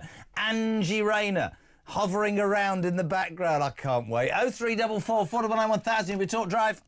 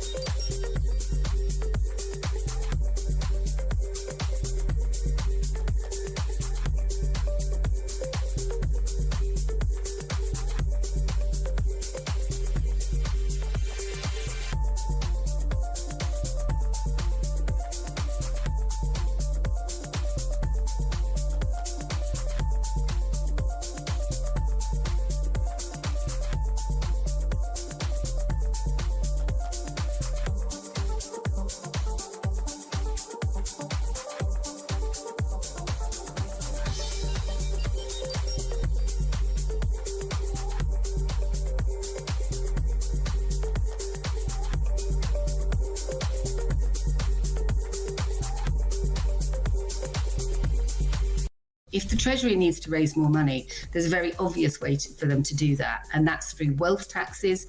It's through you can't tax people. You can't put wealth taxes on people. They leave the country. You've seen it. It's happening before your very eyes. That's actually absolute rubbish. There have been 11. There's people leaving the country even as you're talking to me. They're getting on a plane right now and going to Dubai. It's not true. No, it's not. No. Listen, I sit here every day. I talk to people every day who are leaving the country. It's not just about one single report. You've got to get out of the Westminster bubble occasionally and talk to some real people.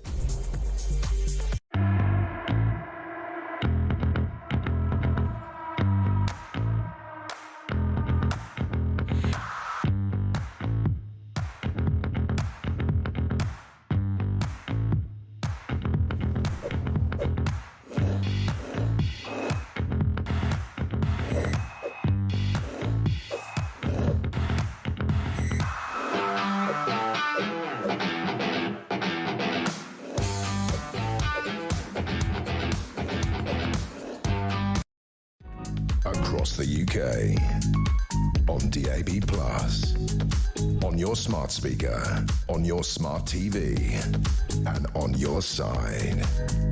This is Talk. About 5:27, we are, as they said, live across the United Kingdom. This is JK and Drive until 7. If you want to be part of this vain attempt at a radio show, 0344 499 1000. Text to 87222. Loads to get through, but we pause because there's far more important things than Rachel Reeves crying. There's far more important things than what's happening because my children are in the car, and if I don't say hello to them, they won't go to bed. Oliver, he's been swimming, you know, Ryan, for an hour. Oliver's like, oh, good boy, very good. And Rissy Root, she'll jump up and down when I say Riss. Bless them. Love you both very much. See you later. You see that lovely thing there? Yes, your old daddy who's 60 on Monday. Yeah. He's got a dodgy tummy and a dodgy knee. 03... Don't laugh, Jodie. I've just been educated by Jodie. In 10 minutes, I'll tell you how. 0344 499 1000. A voice note about Rachel Reeves from Chloe. Go. It's very unprofessional. If it's something personal, she should have excused herself. It makes the government look even weaker than they already are. She should try using her tears for the elderly, the disabled, and the farmers that she's been punishing, and the small business owners and the people paying increased national insurance and increased tax later in the year. She needs to go. In fact, the whole Labour government needs to go. Very interesting. You can send a voice note on WhatsApp 0344 499 1000. We'll head to London on the phones. Michael, you're on Talk Drive. A very good evening. Good evening, Jeremy. Listening to Graham Stewart MP you just had on, I see very well why the Tory party is tanking in the polls. I mean, the guy shows no contrition, as to why the Tories lost big time last year. He seems to blame the media for getting the messaging wrong, and he's clearly ignored the British electorate with the decision last year. I think we can say the unpopular Labour government we have in place now, which didn't achieve an impressive number of votes, is a legacy of the Tory party. Well, listen, I like Graham Stewart, and you have to say that that's probably the most passionate and vocal a Tory has been, certainly on this show, in 12 months. The fact of the matter is that the Tory party, irrespective of COVID, irrespective of the cost of living crisis or the war in Ukraine, lost the ear of the British people. And because they let us down, millions of people who would otherwise have perhaps seen through the transparent lies of the Labour Party, lying in wait to pounce, voted for Labour. The reality is that those of us who've been around a while will tell you that the Labour Party essentially has one trick, and that is to tax the rich. They started by increasing NI and ruining businesses, and it'll be about workers' rights, it'll be about trade unions, and they will end up bankrupting the country, because that's what the Labour Party does. And we can blame the Tories, we can blame the people who fell for it. The fact of the matter is, I don't think they had any plan. I think they thought it was going to be a lot easier, and I think they've been found wanting. But as well as blaming the Tories, you should also look at the people that voted for this shambles, because the reality is this is going to impact on this country for years. Personally, being genuinely straight with you, Mikey, right? I'll tell you one thing that will happen. I really believe this. They'll never get in for years after this. 20, 30 years at this rate. Never. Never. They won't get in, but we're not where we are. The damage hasn't just happened in the space of a year. We need to kind of think back over the last 15 years since David Cameron was first elected Tory PM. And I mean, look, here's a few things that you'd have said a year ago, and before Labour were elected, we had taxes, the rate of taxes at a 70-year high. We had out of control immigration, a bloated welfare state. The military was decimated under the Tories, Cameron and Osborne. I said all of that, didn't I? Yeah, so I mean, the Tory party is part of the problem. It's part of the uni party. What do you think of his criticism of reform? He said they're a bit part player. It's fantasy politics. What do you say to that? Maybe they are. I mean, I don't know about reform. They're an unknown quantity to me.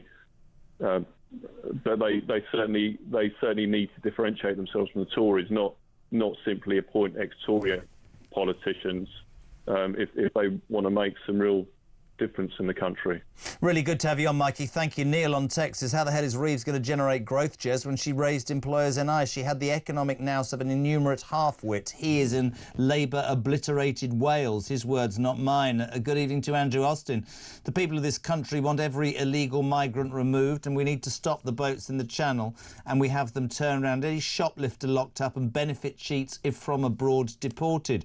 That used to be inflammatory language. I think Andrew Austin is absolutely right. Mike, dear Jez, happy birthday for next week. Great.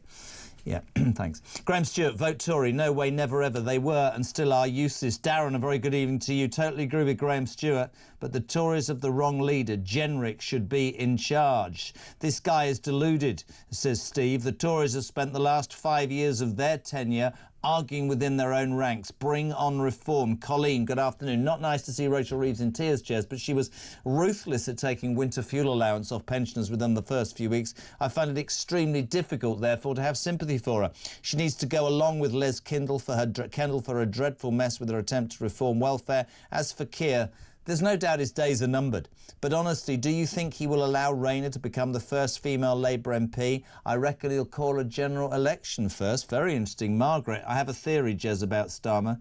He has no backbone to sack Reeves, but he will hope that she resigns. And I think in the next few days she will be gone. Thank you, Margaret. Back to the phone lines. Maria is in Somerset. Maria, good evening. Welcome to Talk Drive. How are you? Good evening, Jeremy. I'm okay, thank you. Where are you in Somerset? Bridgewater. OK, Bridgewater. Very quickly, we've got just literally 90 seconds. What can I do for you, sweet? Okay, yesterday's vote on the welfare reform bill has left me some mixed feelings. The removal of clause 5 from the bill, meaning that the current legislation... Can you slow... Right, do me a favour, please don't take... Sorry. Can you slow down and move your mouth back from the phone, because it's very, very loud and garbled for me. So I want to hear what you said. Just a bit slower. Go on.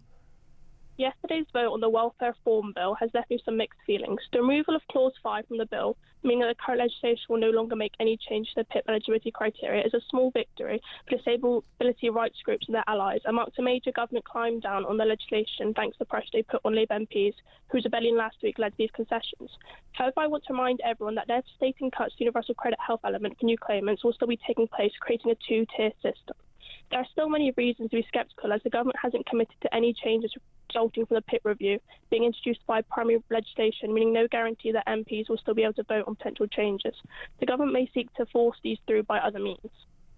I couldn't agree more. Thank you, Maria and Somerset. I'm trying to digest that. I will say to everybody, and I'll say this genuinely, this is my opinion. This isn't the opinion of Talk or perhaps anybody in the studio.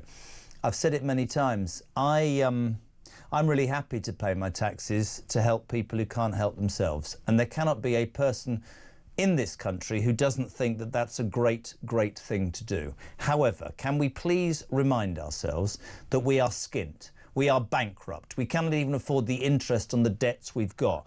And maybe I'm old-fashioned and maybe I'm unfair, but if you pay into a Christmas fund, right, you expect to get a present at Christmas, don't you? If you pay for something, you're supposed to get something back. Yes, you can lose all your money at some points, but when you pay into something and you see the things that you're promised not only not exist, but get given to somebody else who hasn't paid anything because the service is stretched, then you get angry. The welfare state's great, but there are people taking advantage who could work, who don't need it. I understand the emotion behind, if we're going to cut welfare benefits, all the people that are disabled are going to be... No, the disabled people should patently not be taken from.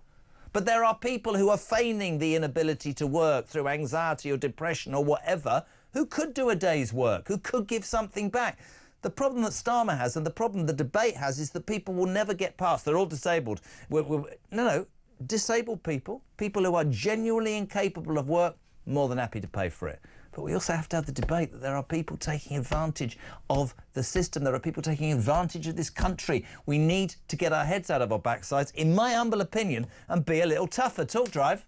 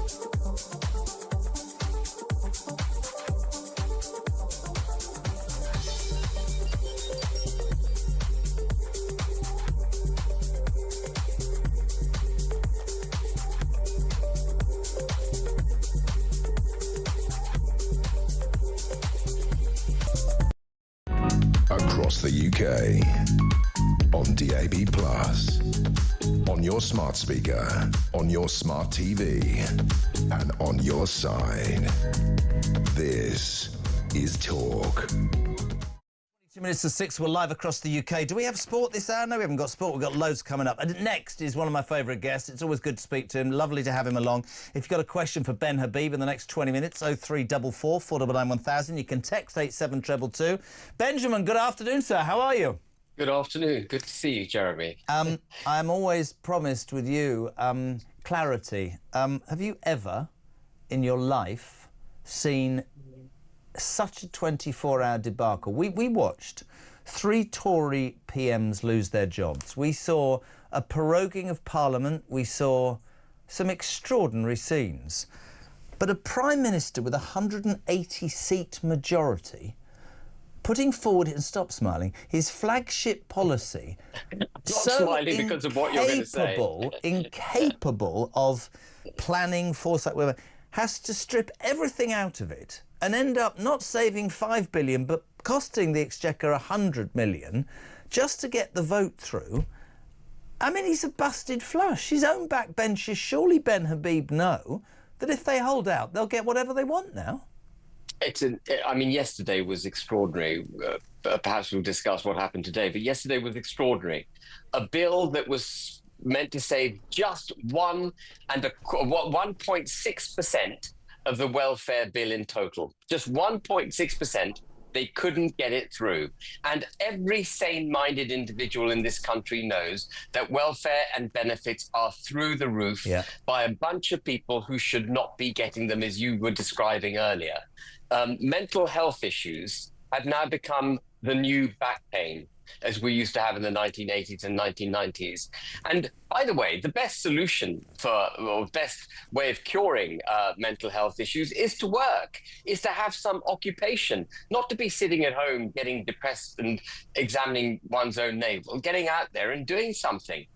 There are 3 million people in this country not looking for a job, claiming mental health issues. This has never been the case before. I refuse to believe that there are 3 million people incapable of work because of mental health. Of course, there will be legitimate people out there who are overwhelmed. But you know what's really interesting? I completely agree, and I've said for a long time, before we even knew each other, I've said that I've never understood a policy whereby we seemingly have to import people into this country to do jobs like, I don't know, hospital porters or whatever, when we've got a large number of people, 4 million on benefits. Now, the adage is to go, they're all mentally ill, disabled. No, they're not. That's absolute tripe, right? Let's just be generous and say that half are. The genuine ones, and I'm happy to pay my taxes. But you're right.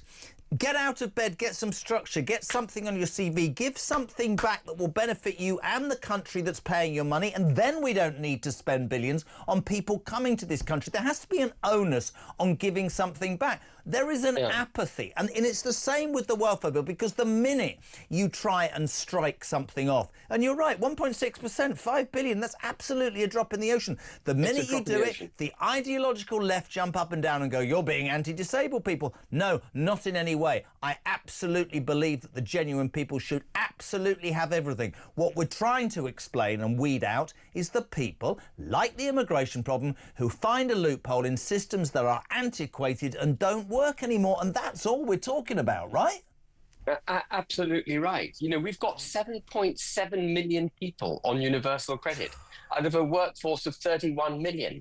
That is absolutely horrendous. Some of them are working. I think about 1.5 million of the 7.7 million are working. 1.5 million are looking for a job, but the rest are not. The rest are just sitting at home. And it's not that this is welfare that's being dispensed in their hour of need. This is now becoming a choice for people.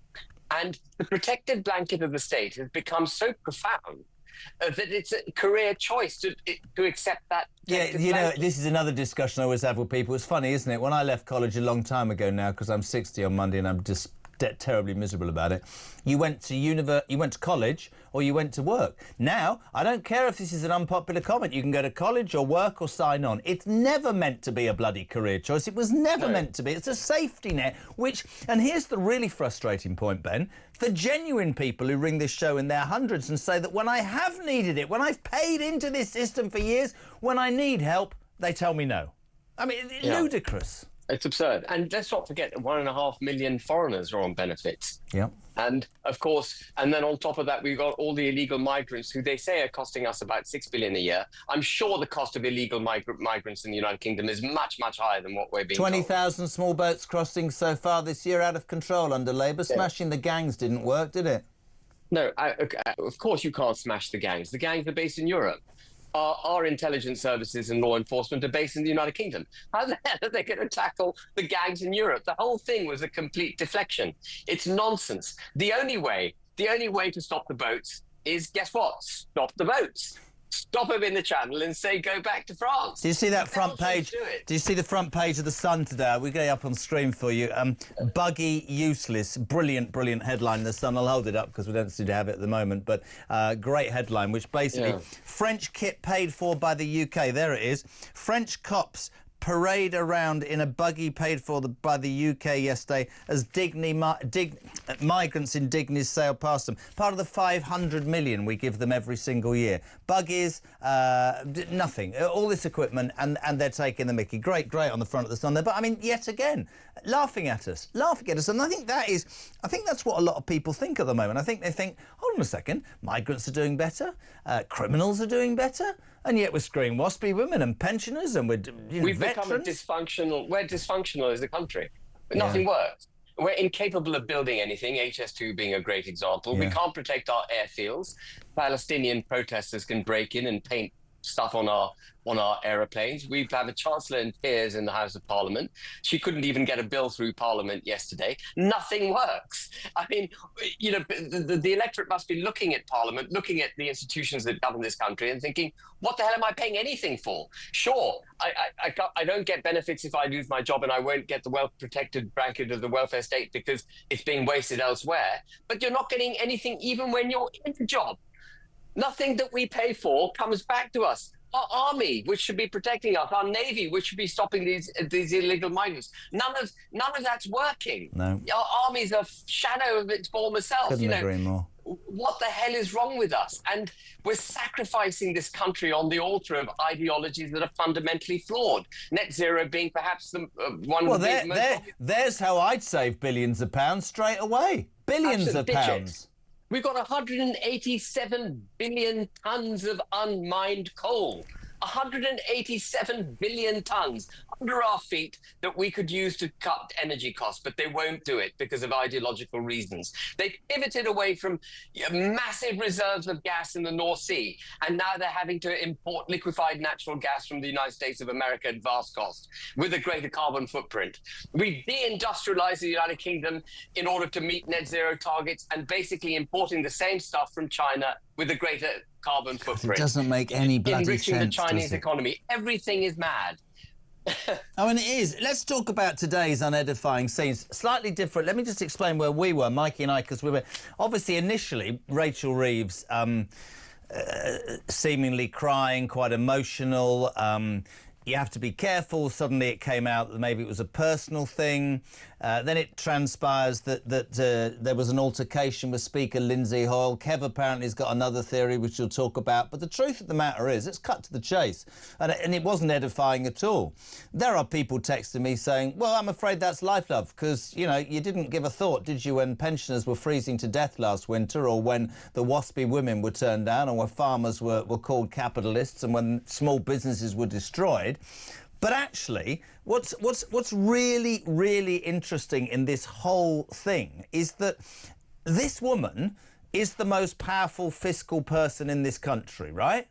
If you look at those pictures, the one thing Harry Cole said to me 2 hours ago, which has kept with me through this whole show, the markets are reacting already. The pound is lowering in value against the dollar. The bond traders are going, what is their policy? They're severely in debt and this woman is cracking. Now, nobody wants to see anybody crack under pressure. But the fact of the matter is, a lot is coming home to roost. And the financial future of this country, I suspect, is on the line. Don't you agree? It absolutely is. So there are two issues here. We're financially on the precipice, if not over it anyway, because we've borrowed way too much. We're spending far too much, most of it wasted. But you can't have a frontline statesman or stateswoman bursting into tears in Parliament. You can't have it. Great sympathy for whatever her personal issue is, if it is a personal issue. But you've got to have the fortitude to be able to hold yourself together when you're in that position. What message does it send? What message does it send? It sends we'll be governed by weak people. And you wouldn't have seen that in the 1980s or under Thatcher. The cabinet would have been absolutely robust in its position. And if someone was under huge pressure, they wouldn't come into the chamber. They'd stay outside the chamber. Well, I think that's what Mikey and I were talking about. You know, if you're under pressure, it's a personal thing, then why have you been forced to be dragged there? But more of that will come out. Will you do me a favour? Are you OK to stay with us? I want to take some calls with you. The excellent Ben Habib will be back after the break here on Talk Drive.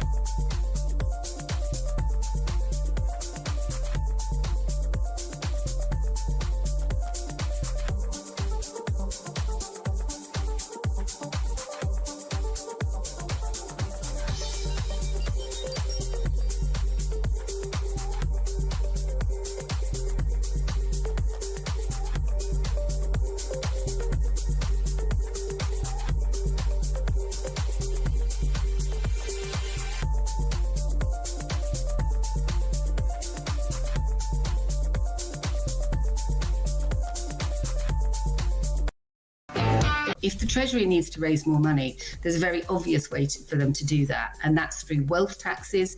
It's through you can't tax people. You can't put wealth taxes on people. They leave the country. You've seen it. It's happening before your very eyes. That's actually absolute rubbish. There have been 11. There's people leaving the country even as you're talking to me. They're getting on a plane right now and going to Dubai. It's not true. No, it's not. No. Listen, I sit here every day. I talk to people every day who are leaving the country. It's not just about one single report. You've got to get out of the Westminster bubble occasionally and talk to some real people.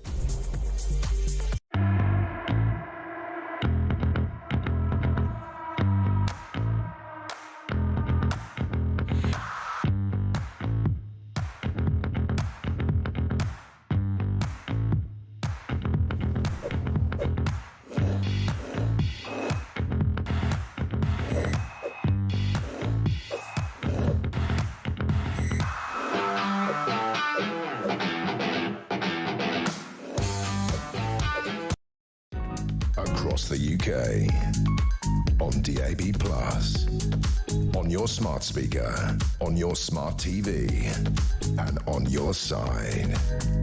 This is Talk.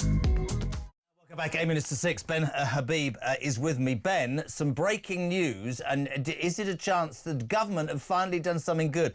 MPs have just approved plans to prescribe Palestine action as a terrorist organisation. Thank God for that. Only 26 MPs voted no. Obviously, that woman, what's her name, the Coventry one? The SNP abstained. Of course they did. It comes after the break-in at RAF Brize Norton, where military planes, you know that, the two voyagers were damaged. MPs have approved plans to prescribe Palestine action as a terrorist organisation. Why has it taken a week? That was pretty obvious, wasn't it?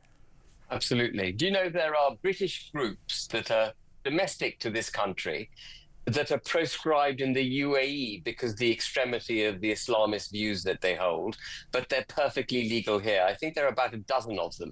So the United Arab Emirates, which is a Muslim country, recognizes that we've got dangerous Islamists in the UK, and they've prescribed our groups, and they're not prescribed by ourselves in the UK. God. You know, I was talking about a breakdown of sort of functioning, the ability to function in this country. What better example is there than that? Couldn't agree more. Are you happy to take a couple of calls with me? I want to go Absolutely. I want to go to North Yorkshire. Pam, JK here, and also Ben Habib. What do you want to say on Drive? Can I just say I absolutely love Ben Habib, so I think he's a fantastic politician. Can I just say I have no sympathy whatsoever for this woman, right? Rachel Reeves. She came in on a lie, right? The lie of the 2 billion deficit. If you've got a 2 billion deficit, 22 billion deficit, you do not give money away. You try to make money. I don't 100%. care about. I've watched over months of her face on PMQs. She's got her bags under her eyes. Have got bigger. She looks like she's absolutely lost it. I just can't wait for this government to disappear. Ben Habib. I'm a pensioner. Yeah. Well, that's sorry. No, I was going to say that's a really interesting point, isn't it? Because much as it was an edifying sight, and Pam is in North Yorkshire, absolutely spot on there, Ben. She had a pension, you know, her money for the fuel taken away, and Rachel Reeves, I'm sure, didn't lose sleep over that. That's what people think, isn't it, on the street?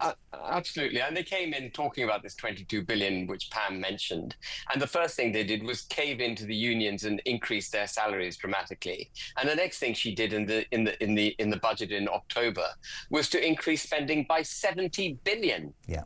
People have forgotten that. You know, she raised national insurance in order to try and get that money back. She needed to raise about 35 billion in taxes just to try and get the books balanced, and everyone focused on the national insurance. But actually, she increased spending by 70 billion. If you've got a 22 billion so-called black hole, you certainly don't spend another 70 billion. And as we know, sorry, I mean, I could go on and on, but as we know, that increase in national insurance actually was deeply damaging to the employment market. So she created even more difficulties for herself because employers aren't employed, so more people are now on benefits. And it means the government has to pay more money out. Couldn't agree. Honestly, Pam, it is madness. Thank you for your call. Let's go to London. David wants to speak to Ben Habib and me. David, 2 minutes. What you got? Afternoon. Right. I hope Nigel's listening to this. I know he does sometimes. What do you mean sometimes? Around Ben's shoulder and get Ben back in the reform. Ben is wasting his time messing about on the sidelines. He should be with us. Ben Habib, you can answer that, not me. You do it. Was that Roger? Who was speaking It's there? David in London. David, it sounded awfully like a Roger that I know who might have said exactly the same thing. Well, it's not about me. It's about reform.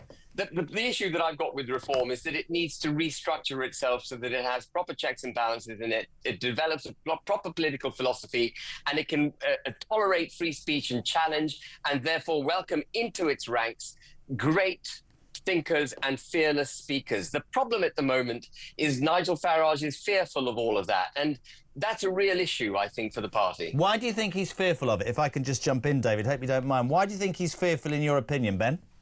I think he's chastened by his UKIP experiences. I think he was treading on eggshells because UKIP was a pioneer party and it was establishing common sense principles, but at a time when no one was prepared to listen to common sense. But the British people are now crying out for it. They want, you know, the vote to leave the EU was a vote for common sense and Britain first. And we need, as politicians, to react to that. So we shouldn't be stepping on eggshells anymore. We should be unashamedly doing what the British people want. Can I ask the question, David? You're still there, aren't you? I definitely want to come in on this because we're spending tremendous amount of time restructuring. I've got a lot of sympathy with what you said, Ben, but at the end of the day, I just wish you and Nigel would put your arms around each other's shoulders and get this sorted out, because we need people like you in the party. We are doing a tremendous amount of restructuring. I've had to just jump through several hoops to become a councillor, a potential councillor next year. I've just had to go through a tremendous amount of situations to get accepted. So we are doing a lot, Ben, but we need you back, Ben.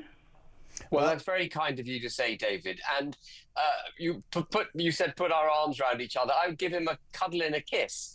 But we've got to, we've got to be like the Jeremy Kyle show in the old days. David, thank you very much indeed. I've got 2.5 minutes. I'm going to Wolverhampton. Ben, are you happy? Just one more call. Stephen, literally 2 minutes. Go. Ben Habib's here. Rachel Reeves and her tears. Where was the tears when the poor children got murdered? Where's the tears when all the communities, all the foreigners are coming and all of that business? Tears are not enough, Rachel. You see, and thank you, Steve. That, Ben, just to finish, and it's brilliant to have you, that's the point. You know, on the one hand, you've got the most powerful fiscal person in this country showing tears, and on a human level, we don't like to see that, but that set the markets off, and we know what happens when that starts. On the other hand, you've got genuine, hard-working people. That's what the Labour Party said they cared about, working people, all saying the same thing. You didn't give a toss, did you, love, when you were taking away our winter fuel? You didn't care what, as a waspy woman, you lied to my face, or as a farmer. That's the problem the Labour Party have, because they made promises and they've reneged on them. The reason they got into power, Ben Habib, is because that's what forced the Tories out, because they didn't do what they said they were going to do. Absolutely right. And the Labour Party, the clue for what they should be doing is standing for those who are in labour, who are labouring for this country. They don't. They become the party for those who are not working.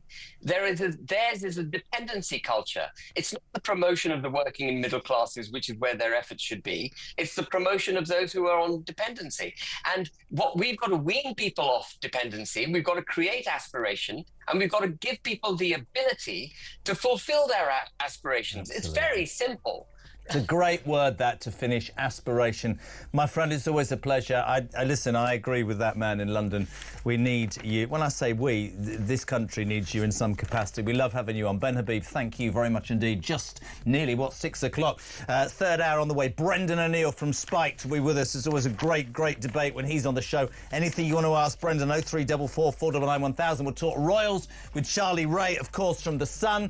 0344 499 1000. Call Jodie. Send a voice note to Ryan. Text the show as well. 87222. Start your message with the word talk. We'll head towards the news at 6 and more on Talk Drive on the day that the Chancellor was seen in tears in the House of Commons. I'll see you in 3. I'm off for a wee.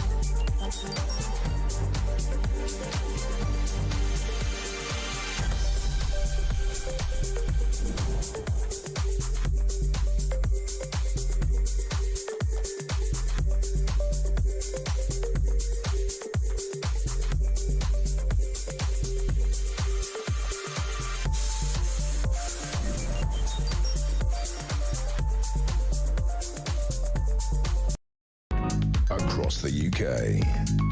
On DAB+, on your smart speaker, on your smart TV, and on your side. This is Talk.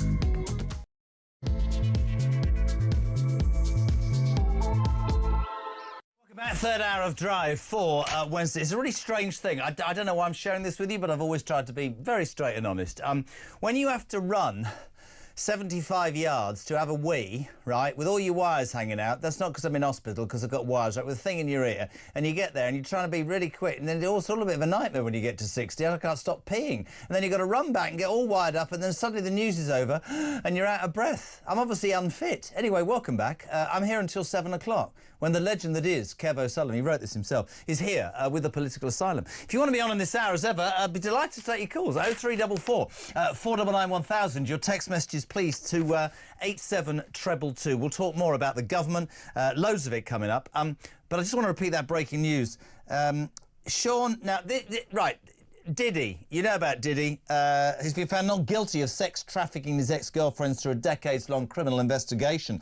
He was convicted on 2 counts of transportation for prostitution. We're not sure what that means, but it could carry a custodial sentence. But following the verdict, which is seen as a partial victory for the music mogul, who has spent 10 months in federal prison, vehemently, I have to say, denying the allegations, his lawyers have asked for him to be released on bail. Now, Jodie, who's into that music big time and currently has a hairbrush in her hair, what is that all about? Why do women put pens through their heads? Anyway, Jodie said, Jez, I don't want to upset you, but you speak the wrong words. Apparently, and I just want to ask if I am the only one, I thought his name genuinely was Sean Diddy Combs. Apparently, it's Combs. Right. I'm sure it is Combs, Ryan, but you never bloody... I've said Combs for years. So you thought it was Combs, so stop being a smartass. Can you just text me, please, peeps? 87222. Not trendy young people, but did you not think it was Combs? I never knew it was Combs. Sean Combs? What his hair? Honestly, there you go. So it's Sean Diddy Combs, not Combs. Anyway, he's been found not guilty on 4 things and guilty on 1. Maybe it's just my age. A722. Hello to Robert. I get it why Rachel Thieves was crying. It's because Freebie Hoyle apparently told her off. It's true what JK says. You really do like Richard III. Brian, on a personal level, I feel sorry for Rachel Reeves, despite her lies and screwing the economy, but if personal issues are the cause of her despair, as we're being told by number 10, then surely Starmer would have excused her from Prime Minister's questions today. The fact that he didn't suggests we're being lied to again. Couldn't agree more, Bright. Ernie. Do you know what Ernie does, Jodie? Drives the fastest milk cart in the West. No idea at all. The Tories had a worldwide pandemic and a war in Europe to contend with. What's Labour's excuse that cost billions and they were just about getting back on track? Then Labour got in and started squandering our money. We are back to square one. We always are when Labour gets into power. If you're just coming in from work, extraordinary scenes last night in the Commons as the Prime Minister, Keir Starmer, his flagship welfare cut bill, trying to save a measly, can I just say, 5 billion from the welfare bill, which, what's 5 billion, 1.6%? Nothing. Didn't go far enough. Couldn't even get that through with his own backbenchers. In the end, by 10 to 7, 10 minutes before the vote, had to almost strip it of everything, right? For fear that the disabled were going to be attacked, which is entirely the wrong thing to do in anybody's mind, right? Basically, strips it bare. It ends up costing 100 million. Today, Prime Minister's Question Time, the Chancellor, Rachel Reeves, don't know if you've seen the footage. If you haven't, go online. Unedifying scene. She was in tears. Big bags under her eyes, sobs. She just looked really, really under the weather. And he, of course, in all his glory, refused to confirm that she'd be in a job. There's definitely at the root of this government real problems. We say, and we always do this on a Wednesday, it's my favourite part. Delightful. Brendan O'Neill, Chief Political Writer, Spike. Brendan, good evening. How are you? Hey, Jeremy, I'm good, thank you. Have you ever seen anything like this afternoon and last night in the Commons, genuinely, in your political writing career? I don't think I have. What a shambles. You know, people are saying, well, government sources are saying that Rachel Reeves was crying over a personal matter. Look, that might be true. No, apparently she had an absolute bollocking there, I'm using the word, from Lindsay Hoyle just before she went in the chamber. But the point is, and I think it's we've been very calm and very nice because nobody wants to have a go at somebody if there are personal issues. A and one, if there was an illness or somebody in the family, then you would be excused, right? Yeah. For me, the really important thing, as Harry Cole said 2 hours ago, was the markets are looking at the fiscal head of this country, the bond dealers, the pound's already running down against the dollar, and they're going, what, that person is in charge? That's not a good look. Sorry, but that's business, right? Absolutely. I couldn't agree more. I think those scenes of her sobbing and looking so shattered and so distressed, that is now the image of this government. Yeah. It's a shambles, emotionally, politically, morally, in every way you can imagine. And her face, I'm afraid to say, summed it up. This is a government that is emotionally incontinent, politically incapable, and morally bereft. And that is what I saw when I saw her in the Commons today, weeping like that, and all of them looking around, not knowing what they're doing. It's a shambles. And it's really interesting, isn't it? We talk about, you know, the vibe of politics. 180 seat plus majority, 2 days out of a year's anniversary. And whatever your political persuasion, I'm British. I wanted this government to succeed. I felt that the shambles of the Tories, the failed responses, I didn't vote for Labour, but good luck to them. Awful. And 2 days out of a year out. I mean, a minister today says there will be financial consequences because of the last-minute concessions on the welfare bill. And we all know what that means. When the Tories left power, thank God, after 14 years, we had the highest taxation in 70 years. It will only rise. It will be everybody like us that pays the bills. And people are at the end of their tether. That's not an exaggeration.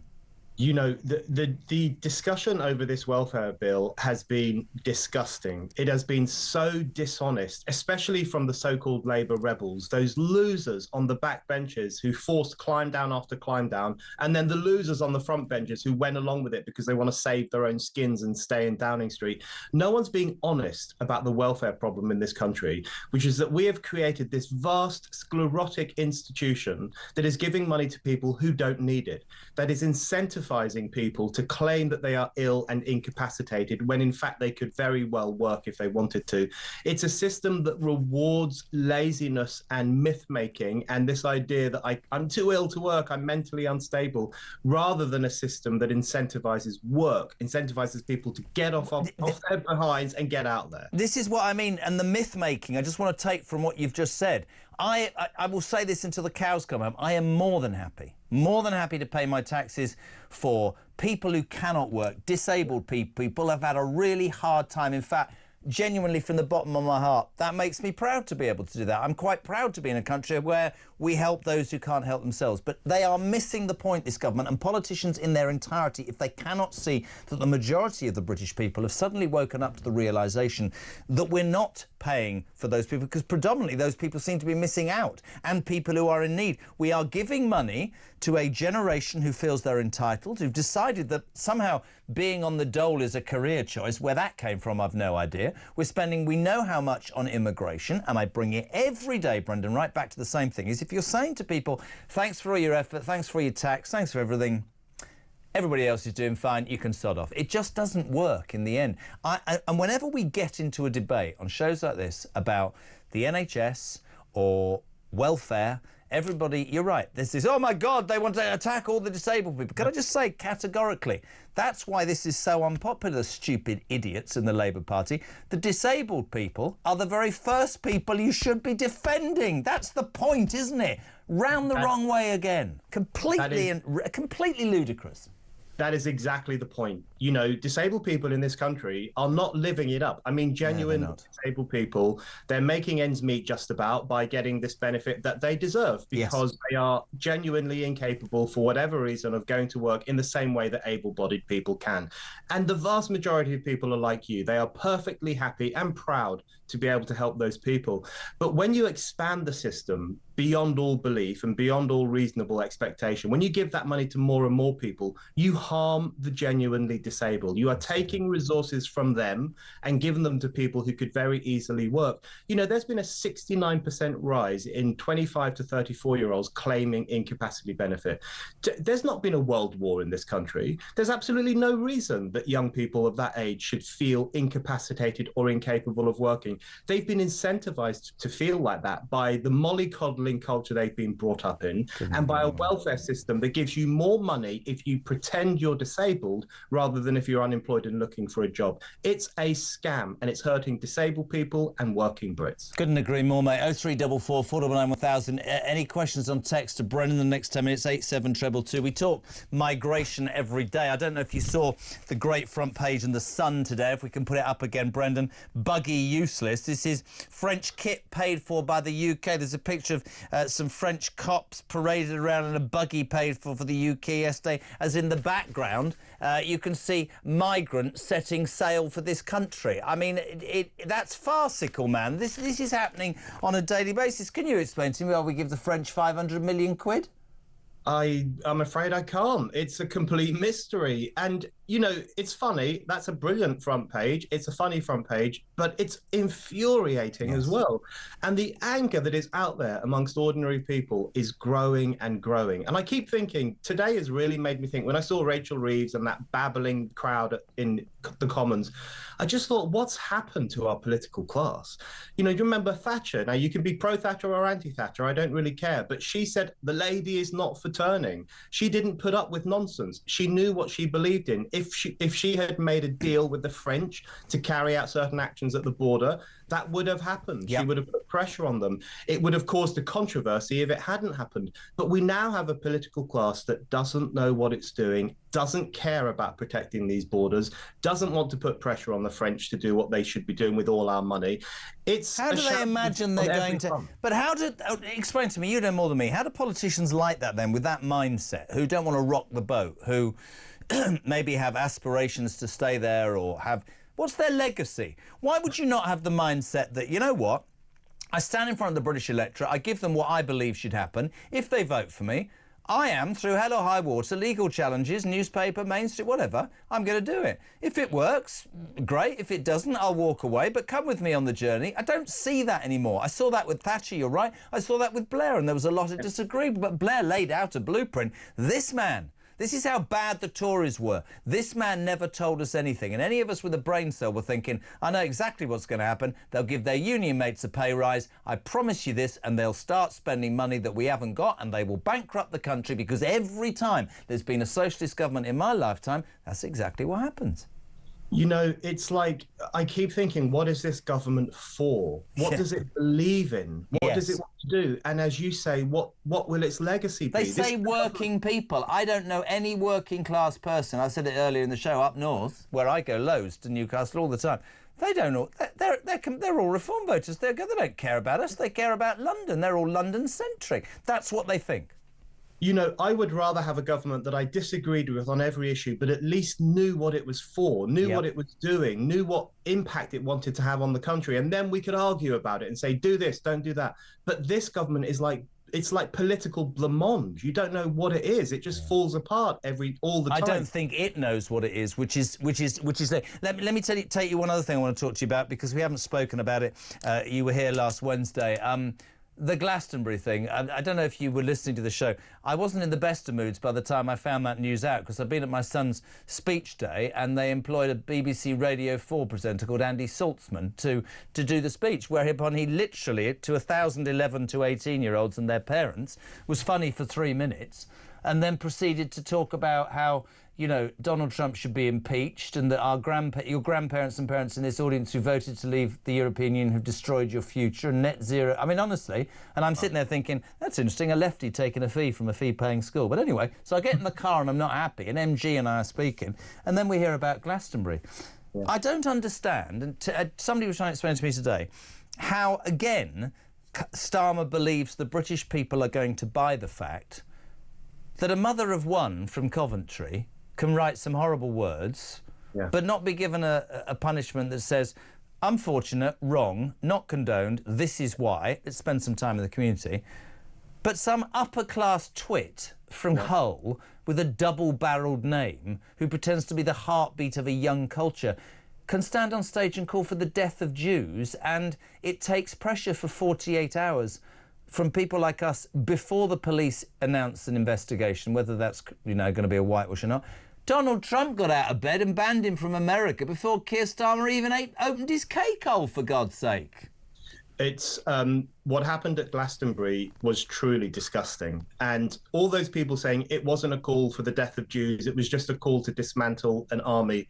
That is complete nonsense. That is a lie. And I think they know it's a lie. Because when you're saying death to the IDF, you're saying death to Jewish soldiers. And do you know that the IDF is made up of 500,000 conscripts? So it absolutely is about death to the Jews. You're dead right. Absolutely. And also, if you did have death to the IDF, which is what these ponces in that audience wanted, you would have the destruction of the Jewish state. The IDF is the only force protecting the Jewish homeland from the armies of anti-Semites that surround it. So they were openly calling in that field, Bob Villan and those idiots in the field were openly calling for the erasure of the Jewish nation and thus the erasure of the Jewish people in the Middle East. It was a genocidal cry, in my view, and it was shameful that the BBC could have easily pressed that button. You know, Tim Davie was there. Did you find that out? Did you hear that? He was there, and they took it to him. He was apparently meeting the staff, another freebie. 900 of them go. We're paying for it, in essence. And he's there, and they say, and he went, well, I don't think we should have it on demand, but it can stay on streaming for 5 hours. Lucy Connolly took her tweet down. I'm not condoning what she said. I really want to make this point to people. She's languishing in jail. That piece of whatever's had been dropped by his agent and he's not allowed to go to America. When we talked after Southport, and I was supporting Starmer in going on the streets and showing a bit of strength, why wasn't this man taken off the stage in Glastonbury? I'll tell you why. Because the BBC knew exactly what was coming up, because there'll have been practices and run-throughs and they'll have seen. If you look, they said a tweet, if you're coming, it's quite this, that and the other. The BBC and Glastonbury are also and should be in the dock. You can't have it on one side and not on the other. It doesn't make sense. You know, it's such a good point about Lucy Connolly and the two-tier system, because think about it like this. If someone on that stage had said what Lucy Connolly said, the BBC would have pressed the button. Yeah. They would have said, take it off air, quick, we've got a couple of minutes before it goes live. They would have done that without even thinking. So they saw this man chanting death to Jewish soldiers and they let it go to air into millions of homes and they didn't bat an eyelid because fundamentally they share those prejudices. Do you think Tim Davie will have to go? Do you think the pressure will ramp up on the Director General of the BBC? There's huge pressure on him now. I think he'll probably be defended by a lot of the idiots in the so-called liberal media who will say this is about free speech, where they never talk about free speech on any other issues. But you're right to raise the fundamental question, which is that there is a woman in this country who's going to be in jail for 31 months for writing something horrible that was up online for a couple of hours. And there's a man in this country running around free, even though he openly called for the death of people. That is an indictment against this government and the system we live under. Do you, like me, just crave the day that we have a 20-minute conversation and it's not death and despair and misery? But honestly, mate, I find myself sort of open-mouthed. However, just to finish today, this could be the most open-mouthed thing I've ever asked you. If the reality, and Matthew Torbett, former Labour advisor, the only lefty lad on this show, is coming up next, and it'll be really interesting to hear what he says, but if the reality is right and Rachel Reeves and Keir Starmer are busted flushes, somewhere down the line, Brendan O'Neill, we could face Angela Rayner as the next Prime Minister of the United... She's gone already. Wow. Our Ange. I mean, some comeback. What do you reckon? You know, you think to yourself, it can't possibly get worse. And then you think, oh, yes, it can. Because unbelievably, there are people on that bench that are even worse than Starmer and Reeves. That's the incredible situation we find ourselves in. You said earlier on that there are people up and down the country biting at the bit to vote for reform. That is so true. I meet people like that all the time. They want something new. They want something different. They're sick of this government 1 year in. Starmer is in huge trouble. And if he doesn't realise that, he's more of an idiot than I thought. Can you see Angela Rayner as the PM? I can see it in a nightmarish dystopian way. You can just picture how awful it would be. It would be the stuff of novels that if someone like that was running the country. I think that would be the final straw. I think there'd be some kind of revolution at that point, because who can have Angela Rayner as Prime Minister? It'd be ridiculous. Well, lovely to speak to you, my friend. Have a great week. Always good to have you on a Wednesday. Brendan O'Neill, Chief Political Writer for Spike. Thank you very much indeed. 6:22, we're live across the UK. Still to come this hour. Charlie Ray from the Sun newspaper, former royal editor, talking about this news that Kate's opened up about a difficult period with cancer, and also Prince Harry and his apparent relationship that was going downhill with the late Queen. Lots on that with Charlie Ray. All of that had a 7 next, though. Former Labour advisor Matthew Torbet, what does he make of the unbelievable chaos of the Labour Party in the last 24 hours? We're back in 3.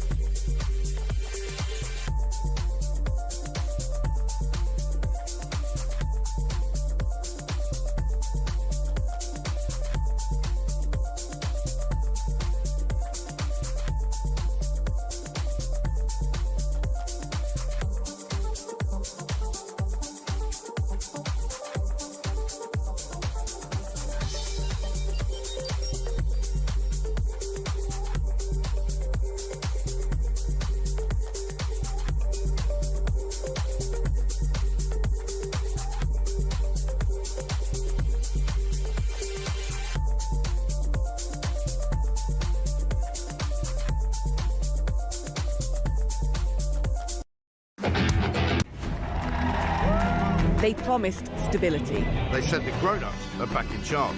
I was so happy you just couldn't believe it. Our work is urgent, and we begin it today. I mean, you couldn't really scrape together a worse gang of misfits to run a dog kennel. Broken promises. Billions blown. Botched U-turns. And Britain is burning. One of the most immeasurably eventful. 1 year in power. And Britain in freefall. It's just been a disaster. 1 year of chaos. Friday, 4th of July. 9 p.m.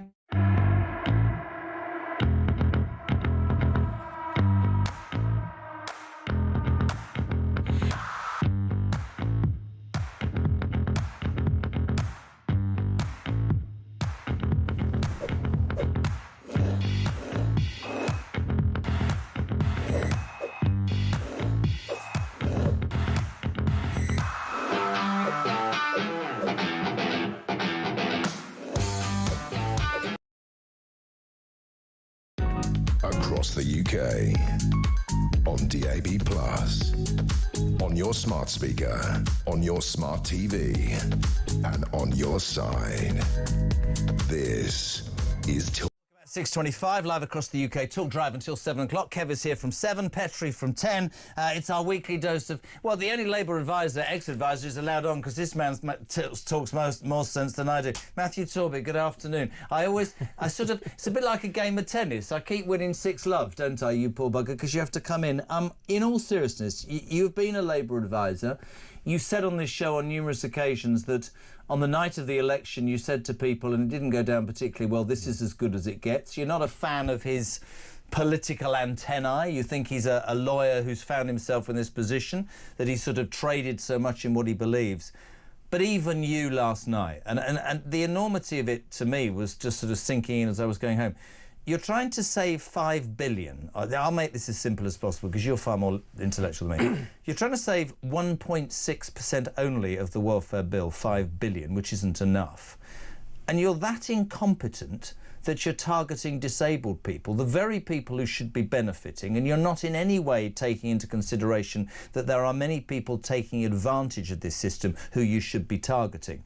But so incompetent are you that 10 minutes to go before the vote, as Stephen Timms, looking increasingly awkward, is out there defending it, as Liz Kendall had done, you're caving completely to the point where there is no point whatsoever in the bill And rather than saving anything, it might in the end cost the Exchequer money. You win a vote which presumably says to every single backbencher, you now run the government, because if you stick your feet in, dig your toes in, he'll cave. Just before we talk about today, that last night, surely that shreds his authority within the Parliamentary Labour Party. Reeves more so. The blame has been squarely put at her door, because I'm aware of backbench MPs who hadn't signed the Wrecking Amendment originally, before Rachel Maskell put her own one in. Meg Hillier's amendment it was, when 127 of them signed and said, yeah, no, we'll kill this bill. And they had not signed it, but they were assumed to be a waverer on the bill, and they wanted to try and persuade them. He met with Liz Kendall's team. They reached out to him. Number 10 reached out to him through Liz Lloyd, one of the special advisors around Keir, sort of up there with Morgan McSweeney.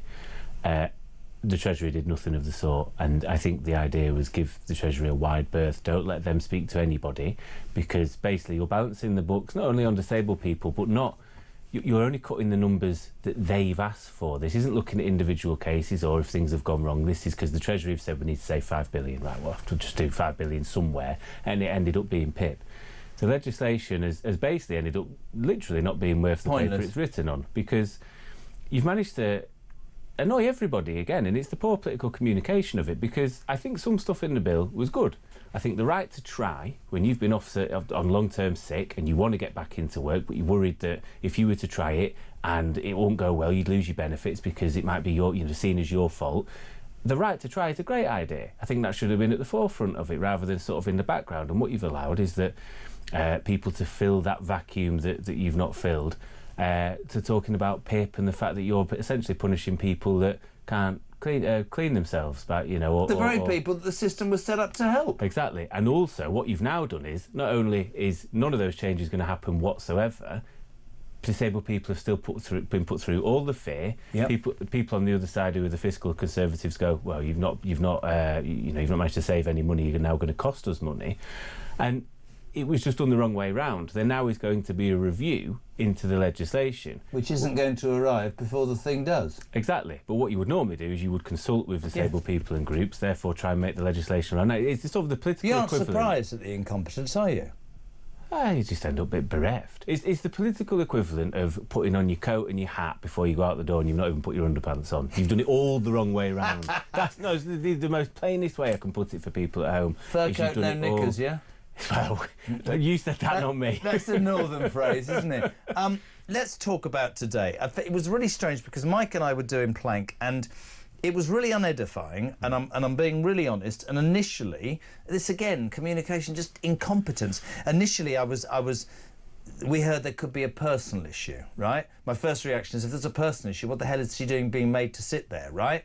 Then it transpires that she had an altercation with the Chancellor, an altercation with the Speaker, Lindsay Hall, as she entered the Commons chamber. There's other rumours that there was rifts left, right and centre. But the point that I'm going to make, which sounds really, really unfair, but I'm going to make it to you, is twofold. One, if the leader of our fiscal policy, I don't care if it's a man or a woman, is seen crying on national television, that's already sent the markets into turmoil. The pound is losing money against the dollar and bond traders are going, really? That's not a good look. It might sound really harsh, but that's true. And we did have a degree of empathy. The messages from people are all saying, sorry, love, for your tears. You weren't crying for the pensioners. You weren't crying for the waspy women. You weren't crying for the farmers. You weren't crying for the veterans. And it's another screeching U-turn. Are you really telling me that she knows she's a dead woman walking and he made her sit next to him? Because if he did that, he's even more of a what's it than I thought he was. I don't think she was crying because of that. I think she must know the writing is on the wall, and it's creeping up on her a little bit. I think, as I said, a lot of the backbench MPs, they're not even, some of them are putting it at Keir's door, but it's the Treasury that's caused this. And it's the Treasury the biggest nightmare in government. It's always the case no matter who gets in. It is unedifying, it's uncomfortable. I felt the same. This isn't a party political thing. No. I felt the same when Theresa May cried when she resigned, and the same for Liz Truss. It's not nice, and ultimately trying to run a government is a very stressful job. It's a thankless task at the best of times anyway. No one's ever happy. My assumption, having spoke to former special advisors as well, is if she hadn't have gone in We don't know what this personal issue is. It could be family related. It could be anything, right? You know. Well, they're saying it's an altercation. There isn't a personal issue now. No. So that, I think there was potentially, from what we know, there's a personal issue, maybe at home or whatever else. You know, I'm not going to speculate. No. But something has affected her and upset her, to the point where she's really blubbing for half an hour. Was. So it's something, you know, potentially quite serious. And we've all had those days where you've had a horrible time of it, and all it takes is that one person to say that, and that's it. That's the stress. You know, crying is essentially from stress, and that's where you let it out. The Speaker's had a bit of a snide remark about her taking too long to answer questions at Treasury questions yesterday, and she's rolled her eyes and said, yeah, whatever, because she's had enough. Because of the build-up of other stuff potentially and all the rest of it. Last night was terrible, and I think that was essentially the straw that broke the camel's back. That's what it seems like to me. Whether we find out is another story. I think the problem with politics now is if we don't learn, if it is something, you know, we knew that the Prime Minister's brother died last year and his mother-in-law when he was running for leader, unless you show a little bit of leg as such, people will fill that vacuum, unfortunately, the communications vacuum of Is she gone? Is she gone in your mind? Yeah, no, she's gone weeks ago when I said that to you. Nothing of that changed. It's awful that she's, you know, clearly upset about something. And I did say to an MP on the way in, I said it probably doesn't help people like me and others going on the telly saying she's finished because the writing is on the wall. But that doesn't mean my opinion's changed because I felt a bit sorry for her. And I understand people not feeling sorry for her, but I think there is something quite human about having some compassion for anybody that cries. It's not a nice thing. But I understand the people who say there's no cry. You know, because they're going to be crying you as can't well. have crying on the front bench on television. And then, I don't know if you know this, Number 10 released on his personal Twitter account. Yeah, I saw it. I mean, if you're just coming in for work, and Matt used to be a former Labour advisor, they release on his X account a video for 30 seconds of him in Parliament basically saying, our Prime Minister did a great job today against Kemi Badenoch. And in the video, she's sobbing next to him. They've tried to cut her out, but it's so obvious because everyone's seen it that she's there. You can see half of her face. She's puffy eyed. She's very upset. What is wrong with these people? Delinquency, like that is ridiculous. If she goes, you know, the reality of something that you've said for weeks, that even people in this building who wouldn't be supporters, some of them of Starmer, many wanted it to succeed. We don't think it has. They've gone, nah, come on, he's got 5 years. He's also a dead man walking, isn't he? What you've got now is a bunch of backbenchers who I said if they dig their toes in far enough, they know that they can get concessions out of him. I think regardless of who you are, if 12 months in, you've sacked your Chancellor, you've essentially said your political project has died, I don't see how you survive much longer than that. I think the likelihood is someone like Pat McFadden will be brought in to steady the ship. Angela Rayner. As leader? Yeah. She's deputy, so therefore, you know, there's some sort of possibility there. Is Wes Streeting tainted because he's tied to Starmer so much? No, I don't think he's tainted.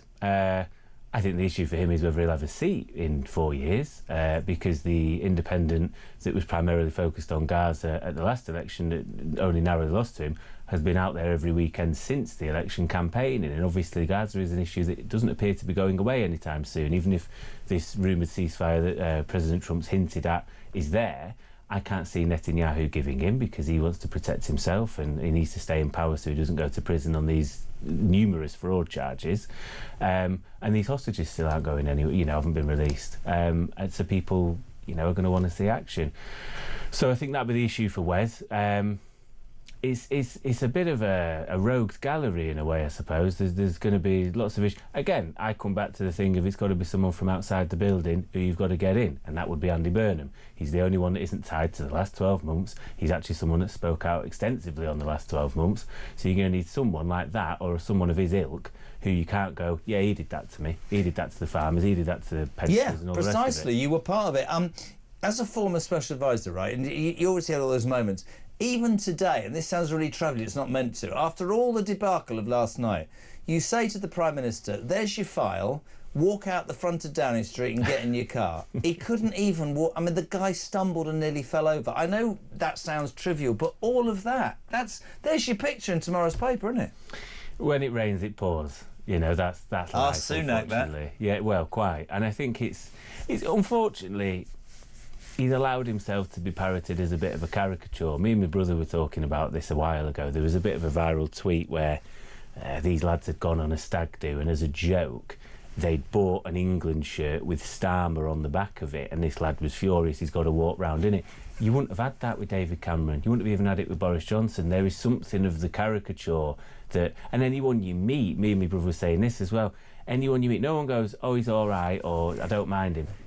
They either hate him or they don't have an opinion. It's that thing of I can't stand him. Really interesting. And that's how that's developed is something that probably needs to be studied. And that, do you know what? I'm going to use that. That's absolutely right. They either hate him or they don't have an opinion. If you were Boris Johnson was Marmite. Jeremy Corbyn was Marmite, right? Tony Blair was Marmite. Thatcher was Marmite. You're absolutely right. And maybe that is, just to end it, maybe that is because he isn't a political animal. There isn't that antennae. That isn't that, this is what I'm going to do, and if I get it wrong, you'll be with all that sort of stuff. It's all a bit sort of... Well, maybe thinking it's all a bit robotic, isn't it? Well, do you know what I mean? It's, I suppose with Jeremy, with Boris, with all these types of people, you sort of knew where he stood with them. I think maybe there's something in the fact that people don't really know what he, or I would say under his leadership more broadly, the Labour Party stand for, or who they stand for. People therefore can't have an opinion. They either can't stand him because they're being affected by things, or I would say maybe they appease him because he's just there and they don't have an opinion of him. Maybe that's what it is. It's great to have you on. I personally couldn't wait if Angela Rayner was Prime Minister. I'm going to make sure you get her on this show. You're a legend. We love having you on. They love the audience, love you as well. Matthew Talbot, former Labour advisor, thank you very much indeed. In your new suit, looking very smart, me old son. 22 minutes to 7 o'clock before the news. Charlie Ray, former royal editor from The Sun newspaper, will be here on Talk Drive. Coming back in 3.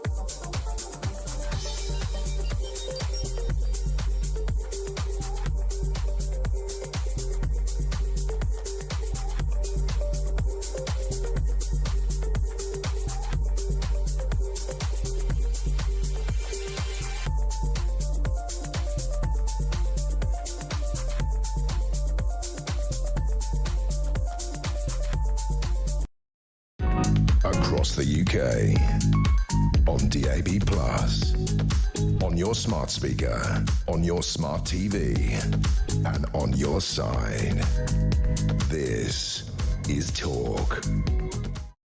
20 minutes to 7 o'clock. We're delighted to be joined now. This blimmin' earpiece ain't working. I'm going to throw it in the bin. We're delighted to be joined now by former royal editor of The Sun newspaper, Charlie Ray. Charlie, good evening. How are you, sir? Hello, Jeremy. Nice to see you again. Good to see. There you are in all your glory. Have you enjoyed the hot weather, me old son? I love it. I love it. Get me logo up, Ryan. Right, listen, Charlie.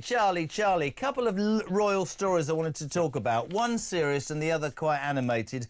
Kate, who, I mean, I call Iron Kate because I have such respect, opening up quite honestly about the difficult post-treatment phase of cancer after dropping out of ASCA. I think, from my personal experience, and many people have said this, when you have an illness like that, and your treatment finishes, everybody expects you to be at 100 miles an hour, everything's fine, but not just psychologically, but in terms of just generally your body and fatigue and everything, it can take months. And I think people need to be patient with Kate, don't you?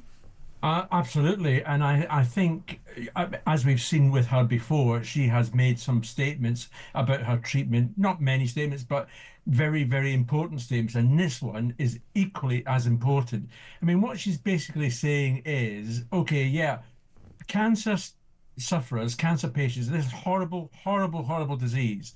They get lots of treatment while they're going through their treatment. But what she's saying is that once, like her, and many others who are in the same situation where cured is not the right word, but they're back on the road to a recovery. Yeah. The clinical team that she was with, who were always there to help her and to help other patients, are no longer there. She's very much left to her own devices. Okay, she's got her loving family at home, they're trying to help, but she's still got to rationalize what she's doing after it all. And now she was at the Royal, at the Colchester Hospital, where they have an RHS wellbeing garden, which helps, recovery of patients because they've got somewhere to go and somewhere to chat with people. And I think what she's actually saying is that just because you get told that you are on the road to recovery, the clinical part of it stops. I think she's actually saying they need some more help continually after, just to talk through things. Yeah, do you know what? I absolutely get it and I understand it. And it sounds really, I'm not trying to make it, but I remember when I had finished testicular cancer 12 years ago, and I had two different opinions, and I thought it was really interesting. The oncologist said, look, you've had more tests than men of your age, you're fine, go and live your life. Another doctor said, your body's shown that it's prone to this, and not look over your shoulder, but you're generally going to worry for the rest of your life. And I remember thinking it's got to be somewhere in the middle, but you do have to find that balance in your own mind of making it work. I think she's such a pillar of strength for the royal family, and I think genuinely don't overstate this when I say I think she's the future of the royal family, and I think that she's the future of the royal family, and we need to guard her and look after her. I totally agree with you, and I get really, really angry and upset when I see idiots on, needless to say, the keyboard warriors of social media, who say, where is she? She's lazy. Why isn't she doing her jobs and everything else? It really does irritate me. Now, this is a woman who's come through, as I said, a horrible, horrible disease, and is still coming through it. Yeah. And we do have to understand that, and we do have to give her the time. If she doesn't want to go to Ascot or, open up something for, then fine, then get someone else to do it. It's not that difficult, but we need to give her the space and the time to get back. You'll know the great Ascot myth. My old man told me this in all the time he worked with the Queen Mother, and I bet a lot of people already know this, but do you know who never went, Ryan, to Royal Ascot? Prince Philip. He used to get in the carriage after lunch, Charlie, you'll know this is right, go all the way down the thing to support his wife, and then get a Range Rover because he couldn't bear it, straight back to Windsor Castle, didn't he, Charlie? He hated it. Well, he did. You very rarely saw him anywhere else after, when the royals were walking down. You very rarely saw him. The other news story is an extraordinary story that's sort of come up over the last 24 hours about Prince Harry's relationship with our dear late Queen. Reports from lots of people that the relationship blew up with her over his wedding plans, and that our late Majesty was rather not as taken with the future bride and the arrangement and the details as we're perhaps led to believe. Thoughts on this, Charlie? Well, the late Queen was someone who knew a wrong-un, could spot one straight away, and I'm afraid that her grandson fits into that, as well as her husband. This is as well as her Meghan. They've faced an awful lot of criticism, and sort of some people have laughed it off and said, but here we have the Queen, who is a terrible indictment of both Harry and Meghan. Now, Lady Elizabeth Anson, who happens to be a party planner, the late Lady Elizabeth Anson, party planner, but also more importantly, a cousin to the Queen. So she had tremendous access to the late Queen. They talked about all sorts of family matters. Now, she also was friendly with Sarah Bedell, who is a recognised and very famous royal biographer, and she explained to her that Harry was rude to her for a whole 10 minutes in the run-up to the wedding, and didn't even ask permission from the Dean of Windsor to have the wedding at St George's Chapel. It's not a big issue, it's protocol. You know, you've just got to ask the right things. And Harry and Meghan were round there for tea with the Queen. And the Queen was asking things because she's going to be her future grandmother-in-law. What's the wedding dress? Oh, I'm not telling you.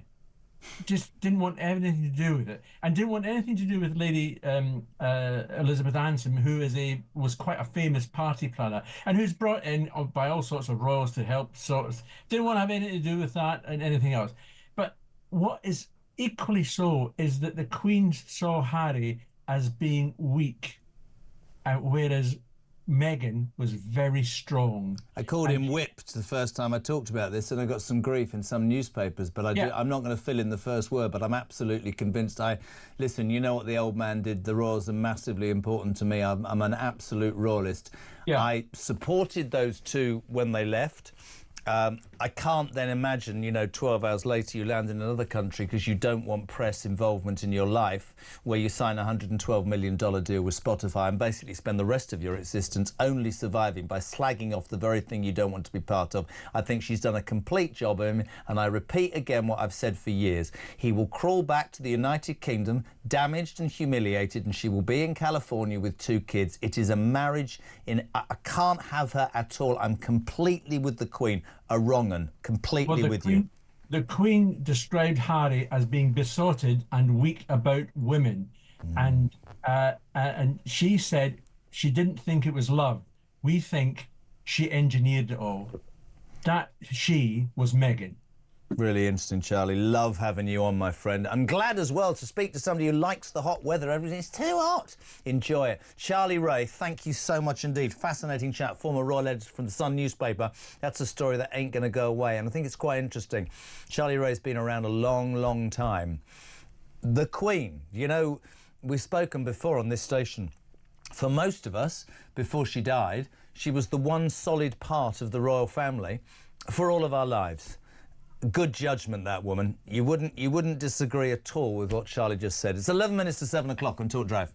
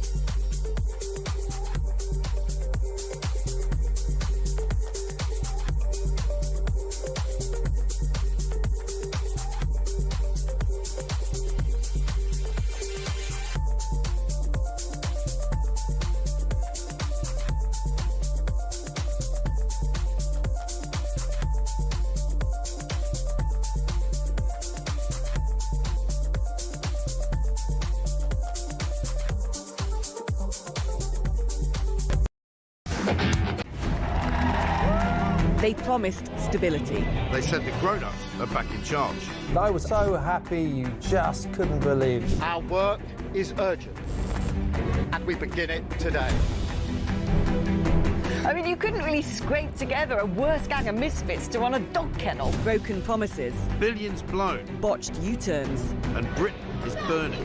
One of the most immeasurably eventful. 1 year in power. And Britain in freefall. It's just been a disaster. 1 year of chaos. Friday, 4th of July. 9 p.m.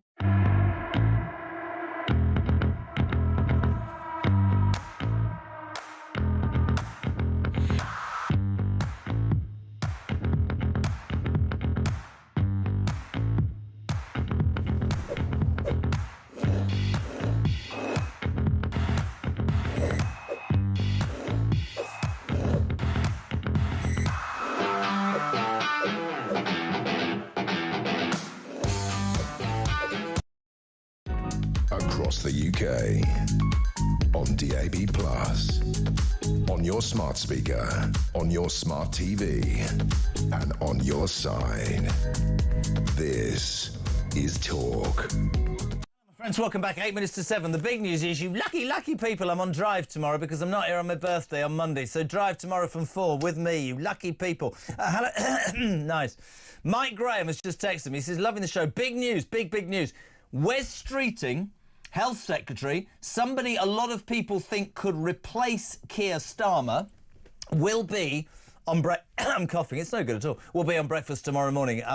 Get up. Make it Morning Glory, the only way to wake up, the only show you really need to listen to in the morning by a merry, merry mile. Mike Graham, legendary, common sense all over the place. We'll have Wes Streeting on. I would suggest a question to Mike, but I wouldn't be so rude. I'd love to know, that, you know, those politicians on this go, yes, of course, we're all supporting each other, whilst manoeuvring into a position. Would Wes Streeting want the job? You will get great questions and the answers. Mike Graham's Morning Glory, back tomorrow morning at 6 o'clock, only here on Talk. Paul Burnett, I'm sorry, but there's no crying in Parliament, especially on the front bench. Paul is in Leeds. Hello to nobody. If Angela Rayner becomes PM, I'm closing my business that employs 12 people and moving to abroad. Or to abroad or abroad? Andy, if Reeves had personal problems, perhaps she should go off work with stress and join the rest of the country, says Andy in Suffolk. Ernie, we've done that. Hello to June, Matthew Torbett. I like him, but Andy Burnham for MP and for leader. No. This man knew about the rape gangs and either ignored or covered it up. I wouldn't trust him, says June. Why would June be called Spoon? Why would Spoon be called June? Why would Sean Diddy Combs become Coombs? It's all been going on. It's 5 to 7. Voice note for David. From David for me. God. I think we're all a bit fed up now of you mentioning the fact you're 60 tomorrow. So that being the case, have a listen to this, mate. Oh, Jeremy, give it a rest. We know you're 60. You've told us with zest. You bang on each day like a birthday parade, as if talkTV were a pensioner brigade. You've milked it, you've flogged it, you've shouted it out loud, you've aged on her in front of the crowd. We've laughed, we've sighed, we've heard every plea. But after tomorrow, let 60 be free. So Jeremy, mate, with all due respect, zip it next week, or we'll switch and defect. We love you, we do, but our ears need reprieve. Let your age have a rest, and let us all grieve. That would be amusing, you idiot, if you got the day right. It's Monday. It's not bleeding tomorrow, is it, David? That's great. Save that. I love that. It's my favourite voice note ever. We'll play that before we finish. Listen, very quickly, a call to finish. Let's go to Miguel in London. Literally 90 seconds, Miguel. What can I do for you? Well, we're going. We're leaving the country. We are driving. If Angela Rayner, our Rayner, gets into power, I've spoken to my family. We're driving to the coast. We're going to Toys R Us, buying one of those little dinghies that you get for like $4.99 or yes. 2 for 20 quid, because, you know, things are going up. Yes. And we are going to France and we're claiming asylum. I'd rather live in one of those French camps in some sort of whatever metal house they've got over there than put up with the rubbish that's going on in this country. I've had enough. I have to stay here, and I'm 60. How do you think I feel? It's not just about you. I don't blame you. You're young. Listen, happy birthday for Monday. Thank you, mate. Well, I'm on tomorrow, so it's all going well. Yeah, we're on tomorrow, so that'll be fun. We'll see you at 4. But thank you so much indeed. Miguel in London, final call of the day in Wiltshire. Laura, you're on Talk Drive. Hello. Hello, Jeremy. I think that poem was a bit mean, to be honest. Thank you. Yeah, and I agree that the government are busted flushes and out of ideas and out of time, unlike those of us who are going to be 60 next week. So I'm on Thursday, you're on Monday. You're not 60 on Thursday. I blooming well am. You can't be. I am. How the hell did that happen? And I do understand, because I'm married to a 62-year-old man, that you're having to go for a pee. I laugh so much, because a quick pee for him is an oxymoron. It just never happens. Oh, honestly, and I wake up now. You know, in the old days, I saw that great Michael McIntyre sketch where, like, you know, drink what you want, bladder, you know, everything's fine. Now, 3 o'clock in the morning, quick, get up, for God's sake, quick. It's a nightmare. I couldn't do it. He says I couldn't do his job. Honestly, I wouldn't be able to have a pee that fast. Absolutely. But actually, you know, we Cancerians are very sensitive and people don't understand that. Tough on the outside, really soft on the inside. And I think you're brilliant and clever and Cancerians love their families, and don't let anyone tell you to give you a hard time about being 60. It's brilliant. Yeah, see, Ryan, stuff that in your tall, lanky pair of trousers. Love you. Thank you very much, Laura. Final call of the day is one more. Is she cooking naked in London? Georgina, hello. Hello. Happy birthday, darling, for Monday. Thank you. I just thought I'd say that. I've rang up about Rachel Reeves today. You got 1 minute. I don't feel sorry for Rachel Reeves. I save my pity for the waspy women, the farmers, our elderly and small business owners. Do you know what? We've cried a river so she can cry one as well. And I know that sounds harsh, Des, but it is what it is. Rachel Reeves will be ousted out of the front bench.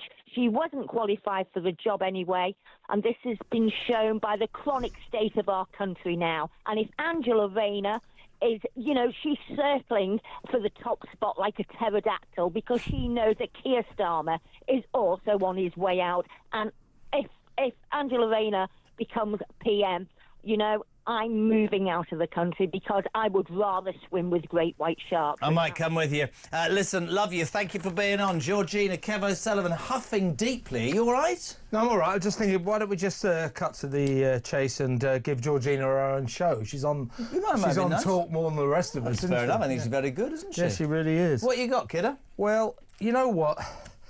You know, my contempt for Rachel Reeves knows no bounds.